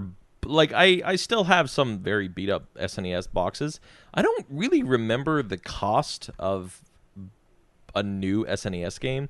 Probably because my mom and dad bought it. But that was my age when I had my SNES. Oh, when like Street Fighter 2 and Mortal Kombat, with those complex chipsets that were in them, they were like 69 or even I think it might have been $79. Yeah, I remember exactly how much though Killer Instinct cost when I got it. It was exactly $60. I got it at Montgomery Ward's. If that doesn't age it. Rest in peace, Montgomery Ward. Didn't Phantasy Star 4 on the Genesis cost like $99 or something, like really expensive? I don't know that it was that much, was it? I don't know. Like that's for some reason my mind goes. Tiger Claw, look it up for us. Every once in a Please. while, I just hear these figures, and it's outrageous by today's standards. Yet it seems somewhat expected, and also you account for the fact that cartridges aren't in mass production, which means they're more expensive to produce. It's a strange conflict of trying to figure out where exactly my mind is in regard to how appropriate this cost is. But it looks fun. Looks like a fun game. Good on them. All right, we are going to open up the Skype line. It's open now, 1-877-GAME-OLR, or our username on Skype, Orange Lounge Radio. If you want to give us a call and talk about any of tonight's topics or anything else we might have discussed tonight, please go ahead and give us a call. It is the show, after all, where every gamer has a voice. Let's see. I'm going to try and pull up any tweets. I didn't see any earlier, though. But Remember how I said I was going to save an article for the end of the show? oh, yeah. Yep, forgot it. Gee, thanks. In my defense, 2 days away from being sick. I'm not at 100% yet. Not that I'd ever remember. Thought you were going to help to bridge Should have things written together. it down. Fuck that. All right. Let's go to the phones because we do have a call coming in. Hooray! So let's get to it. Hi, you're on Orange Lounge Radio. Who's this? It's DJ Ron Mess. How is everybody in the studios today? Hey, good. Good to hear from you, buddy. What's up? We Live are and all kicking. equally recovering. I feel that. I feel your pain. I just finished rebuilding my entire machine after my hard drive crashed late last night. Oh, yuck. But it's okay. All my important data, including the porn, was saved. Yay! Okay, I got a couple of things I want to get off my chest. I'm gonna get up on out here and let other people call in. Fair enough. Now, I was trying to call in last week and get into this whole Wii U debate and debacle. And granted, the Wii U is not a disaster, according to what some people are saying. Because people forget, for every console that Nintendo sells, they make a profit. Compared to other manufacturers like Sony and Microsoft, they take a loss. So whether people think that Wii U is an abysmal failure, Nintendo is still laughing all the way to the bank. I thought that wasn't true anymore after they did the $50 price cut. I could be wrong. Well, maybe after the initial $50 price cut, but then as parts get a little bit cheaper. I mean, in the beginning, they were losing money off the 3DS when they did the initial price cut, but now they're making profits off the 3DS because Okay. you ramp up production, parts become cheaper, make your money back. All right, I'm with you. Yeah. So I am saying when Nintendo gets their next console out, it's gotta have that hardware power of what's out there now. They can't be like skimming on the cheap and be like, well, we'll be the budget console for everybody. Well, wait a second. If they match the current generation by the time the new one rolls around, what will that have bought them? Well, what I mean is they need to not match, but make it to the next level. I mean, you see what I'm saying? They have to add a little bit more hardware prowess to make them step above everybody else. That's what I'm saying. Got it. All right, fair enough. Mm-hmm. We got a comment in our chat room over at live.vognetwork.com. Akuma JP says, I'm so sick of this topic. Why do we keep debating the Nintendo stuff into the ground? Even when people like love to get, there's some people out there that really get like pleasure out of just like kicking Nintendo when they're down, I think sometimes. I don't know. People like to see the giants fall. I guess. Pretty much. It's interesting. Well, why don't you tell us more about that porn collection? Well, there is a reason why I had to go get a 3 terabyte hard drive. Any cons coming up that you're getting excited for? Yes, I will be going to Katsucon next month, and I will be debuting Dr. Luigi. Oh, God. Katsucon. Oh, man. It was years ago when I went to Katsucon. I had such a good time, though. Yes, and somehow, mysteriously, the picture of you as the Black Mage disappeared, so I have to go digging for it. Oh, no. Well, it's probably for the best. Let's be real. I gotta work on a cosplay for Dragon Con because like Travis Donovan is fully expecting that I'm going full on cosplay this year. So I gotta figure that whole mess out. I don't know what I'm gonna do. We'll see. I'm trying to lose a little weight first. It'll determine like am I gonna do sexy cosplay or not. We'll see. You need to do Joker. Joker? Yeah. Oh, I was like, my mind went to No. Batman Joker. I'm like, really? Oh, Joker from Mass Effect. Yeah. Yeah, I guess that'd be very me. We can get you the SR2 hat. That might be something, especially when Donovan and Jenna do the whole Miranda and Shepard thing. I guess the Joker would fit right in with that crowd, right? So why not? So, awesome. Well, tell everybody Katsucon I said hi. Will Been a do. long time. Anime Jam Session Tuesday nights here at VOG Network. Listen in, kids. It's what's good for LG, you know? All right. Take care, buddy. All right, take care. All right. Bye. Bye-bye. 1-877-GAME-OLR. Our username on Skype is Orange Lounge Radio if you want to give us a call and comment on whatever's been going on in the news. Bobby Blackwolf, I forgot, had sent me some messages earlier saying I should bring this up, and I thought this was really funny. He noticed that earlier in the show, Guitar Hero 3 was trending on Twitter. And isn't that weird? Guitar Hero 3 is like years old, right? Yeah, it's depressing, though, the reason why. Yeah, do you know the why? Because Yeah. Metallica just played 1 at the Grammys. And all the little kids were going, hey, this is from Guitar Hero 3. Even though God, that it's just... like one of the biggest... Oh, my God. Jason's face palm right now is like of epic proportions. Like the face palm. Oh, no. You're talking about songs that, like, defined the... No. It's sad, but it's hilarious at the same time. Are you gonna be? Do I need to get the? I mean, at the same time, that's not a surprise, and Surprised you were able to great that they're saying Guitar Hero 3 specifically. Yeah, it makes sense if it was on that, but I'm surprised you could unstick your hand from your face with that. All right, I gotta go to the phones. No. Quickly. Oh, yeah. Hold on. Let me Just silence one thing. the thing in the background. What? You be quiet. All right, I hung up. One thing that has to be said is that if anyone ever doubts that metal music isn't music, you need to listen to that whole fucking Metallica album. it was Black Album, All right. wasn't it? I don't. Was one on Black or Ride the Lightning? All right, Zaku's calling back. Are we ready for Zaku this time? Are we ready? Yes, it's all working. All right, here we. Hi, Zaku. How's it going? Good. How are you doing? Split. Because I'm too lazy to turn on my PC at night. That's fine. What's up, buddy? Nothing much. Just kicking back. Wait, GT5 what is that you're playing over there? Is licenses. that Forza? Gran Turismo. No, Gran Turismo. Oh, Gran Turismo. Okay. What's up? Nothing much. Just, as I said, still playing, getting through my PS3 as usual. Mm-hmm. But other than that, I managed to pick myself up a pretty spiffy racing wheel that I'm going to pick up tomorrow from eBay. Nice. Yeah. So figured may as well get used to like the last throws of playing on a controller. But other than that, it's like I'm still kind of shocked that the patent office would go so far as to give a single company the trademark for an entire word. That's like giving Crayola the patent or the trademark for the color blue.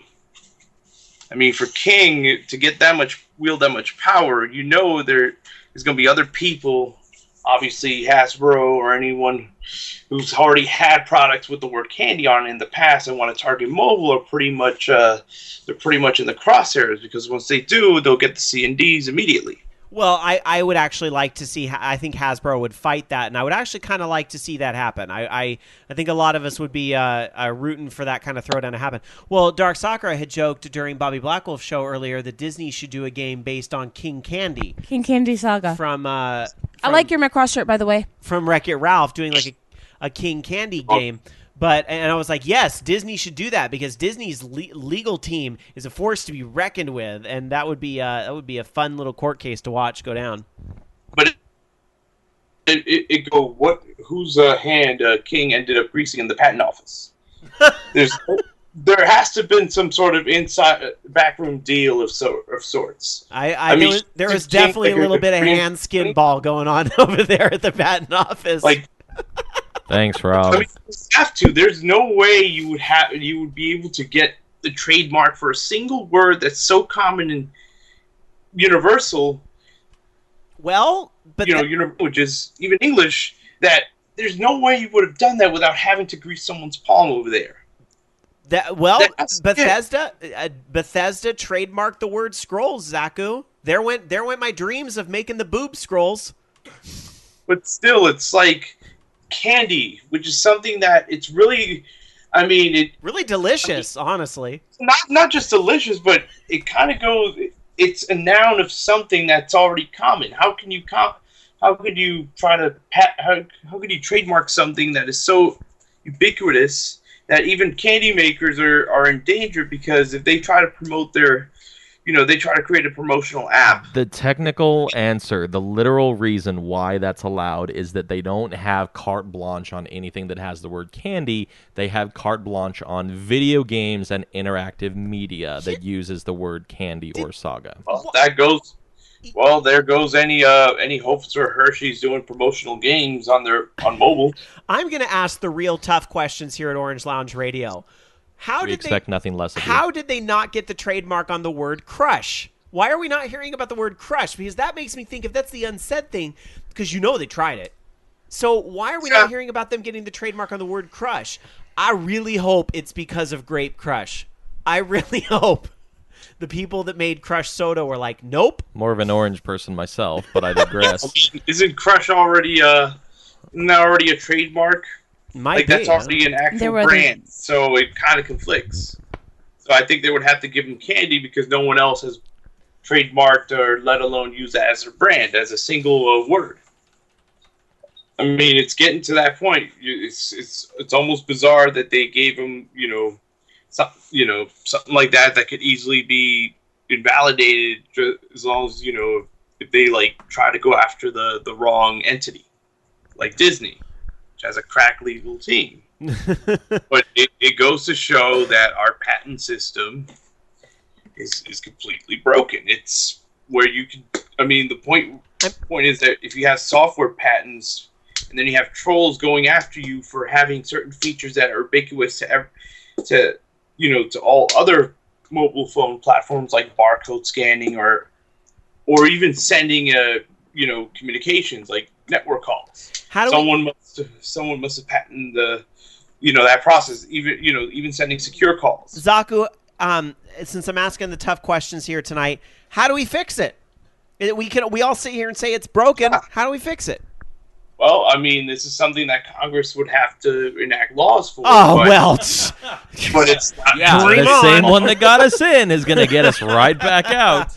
Of course, it's out of the frying pan and into the fryer is not at all a thing. Is bought and paid for by special interests. So there will be people, there will be certain entities, certain software companies that wouldn't want the status quo to change. Yeah, they benefit from having to patent software ideas, right? Instead of the whole, instead of actually building something or creating a single idea that can be patented, as opposed to actually creating the code. All right, Zaku, I gotta let you go so we can wrap up the show. But good point. It is broken, and I'm gonna complain some more. All right, take care, buddy. Have fun with your steering wheel. Yeah. All new way to play. Take care, buddy. I think that is going to do it for calls tonight because we're well past 9 o'clock here, and we all got to work tomorrow. So we're going to quickly. I think I saw a tweet come in here at the last moment. It was a story I wanted to address, and I should have mentioned it earlier in the show, but I didn't because I was too busy ranting about something. When I said I prefer Orange Crush, I was actually talking about the REM song "Playing It Drums" on Rock Band. Also, I was thinking about Pineapple Crush was really actually the superior brand of Crush. Yes, it was. Pineapple Crush was amazing.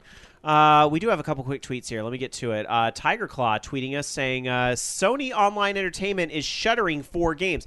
So we brought them up earlier in the show because they're going to have that online, the subscription pass that works for all their game, but it's going to come at the cost of Free Realms closing down. That game was pretty shitty anyway. It's on the PS3. It's awful.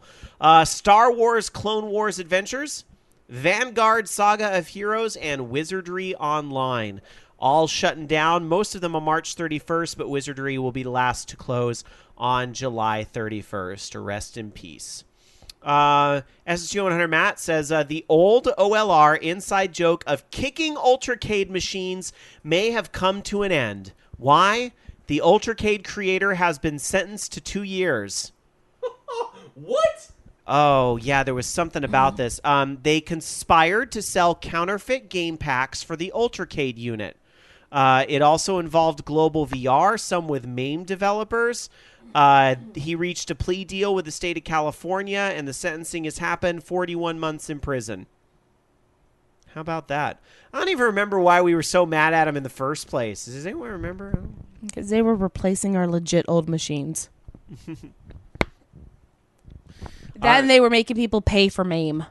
I just want to give a shout out though, because we had some nice people pimping our stuff tonight. So I just want to give a nice shout out to some people that were pimping our stuff tonight. Pixel Pakas said not interested in watching the Grammys. Listen to the video game podcast OLR at VOG Network. Thank you, Pixel Pakas. And That was quite kind. that was very kind. So did Koopa Club. Said almost the same thing. Forget the Grammys and listen to OLR Live instead. Though if the Grammys were like Best Grandma Awards, then we'd totally watch it. Says Koopa You know what, Club. though? Thank you guys. I do have to say, and thank you for Tumblr for keeping me in the loop. Mm-hmm. Daft Punk, Did they win stuff? best album. Oh. What was... did they win Best Album? Good for them. I believe so. Good for them. I know they were nominated, but... They won 4 Grammys, and Macklemore won 4 Grammys, and Yeah. Paul McCartney won a couple, and... Actually, What happened? there was an amazing tweet earlier that can sum up my thoughts on Macklemore perfectly. This is my personal opinion. Let's see. What was the retweet? I had retweeted a user named Randall Chris who said the following: Macklemore dropping the actual queer musician from Same Love so Madonna can sing the hook instead is so comically appropriate. That sums up my thoughts exactly. Thank you. All right. Anyhow, that's going to do it for another show here at Orange Lounge Radio. Thank you guys for downloading the show and checking it out. Really appreciate it. And I do say this at the end of every show. If you liked what you heard, all we ask, help grow our family. You know, I talked a little earlier in the email segment about we are an independent podcast. We do have to, really work hard for the exposure we do get. Word of mouth is so valuable. Please consider leaving us a nice review in iTunes or Stitcher. Tell a friend or 5 about the show. Help spread the word. It really, really helps. And it has kept us going for the past 12 years. We live on love. Pay your do live on tribute. Jason, thank you again for being here, as you have been. As always. Really appreciate it. Thank you for stepping up into a full-blown host role tonight. I try. I did reasonably well. Well, you've done a good job Other at than it. completely resetting my brain in part B and That's all thinking, right. oh shit, I was supposed to read these articles. Oh, some things happened, and To be fair, I called you Loki at one point, so it all yeah, that reset happened immediately after you called me Loki. it as a matter of happens. fact. It happens to the best of us. Is my point. It all there. works out. So, do you have a final thought for our listener tonight? Stay healthy, folks. Listen for our listener, our one listener. Do you have a final thought for that? Stay healthy. Keep Stay it together. Drink your orange juice or whatever. That is vitamin C what you I do. was doing all day yesterday and today. My final thought tonight is I'm gonna have to shave this beard in a couple weeks, and it's gonna be sad. You need to shave your beard. You just need to trim, buddy. I need to shave the beard. That's the problem. I need to shave something fierce. All right. And last but not least, Dark Soccer, your final thought tonight. It's winter. I ain't got to shave shit. That's it, guys. Thank you so much for downloading the show. We will be back next week on the big day, the day of the biggest game of the year, Puppy Bowl Sunday. We'll be back next week to talk about video games and probably say aw and shucks at those cute puppies and kittens. Have a great night, everybody. We'll see you next time. Bye. You've been listening to Orange Lounge Radio. Orange Lounge Radio is a production of OLR Studios. To join us for a live show, tune into VogNetwork.com Sunday nights at 6 p.m. Pacific, 9 p.m. Eastern. The views and opinions expressed in this program do not necessarily reflect those of the staff of Orange Lounge Radio or VOG Network, but you know they were all still true. See you next week.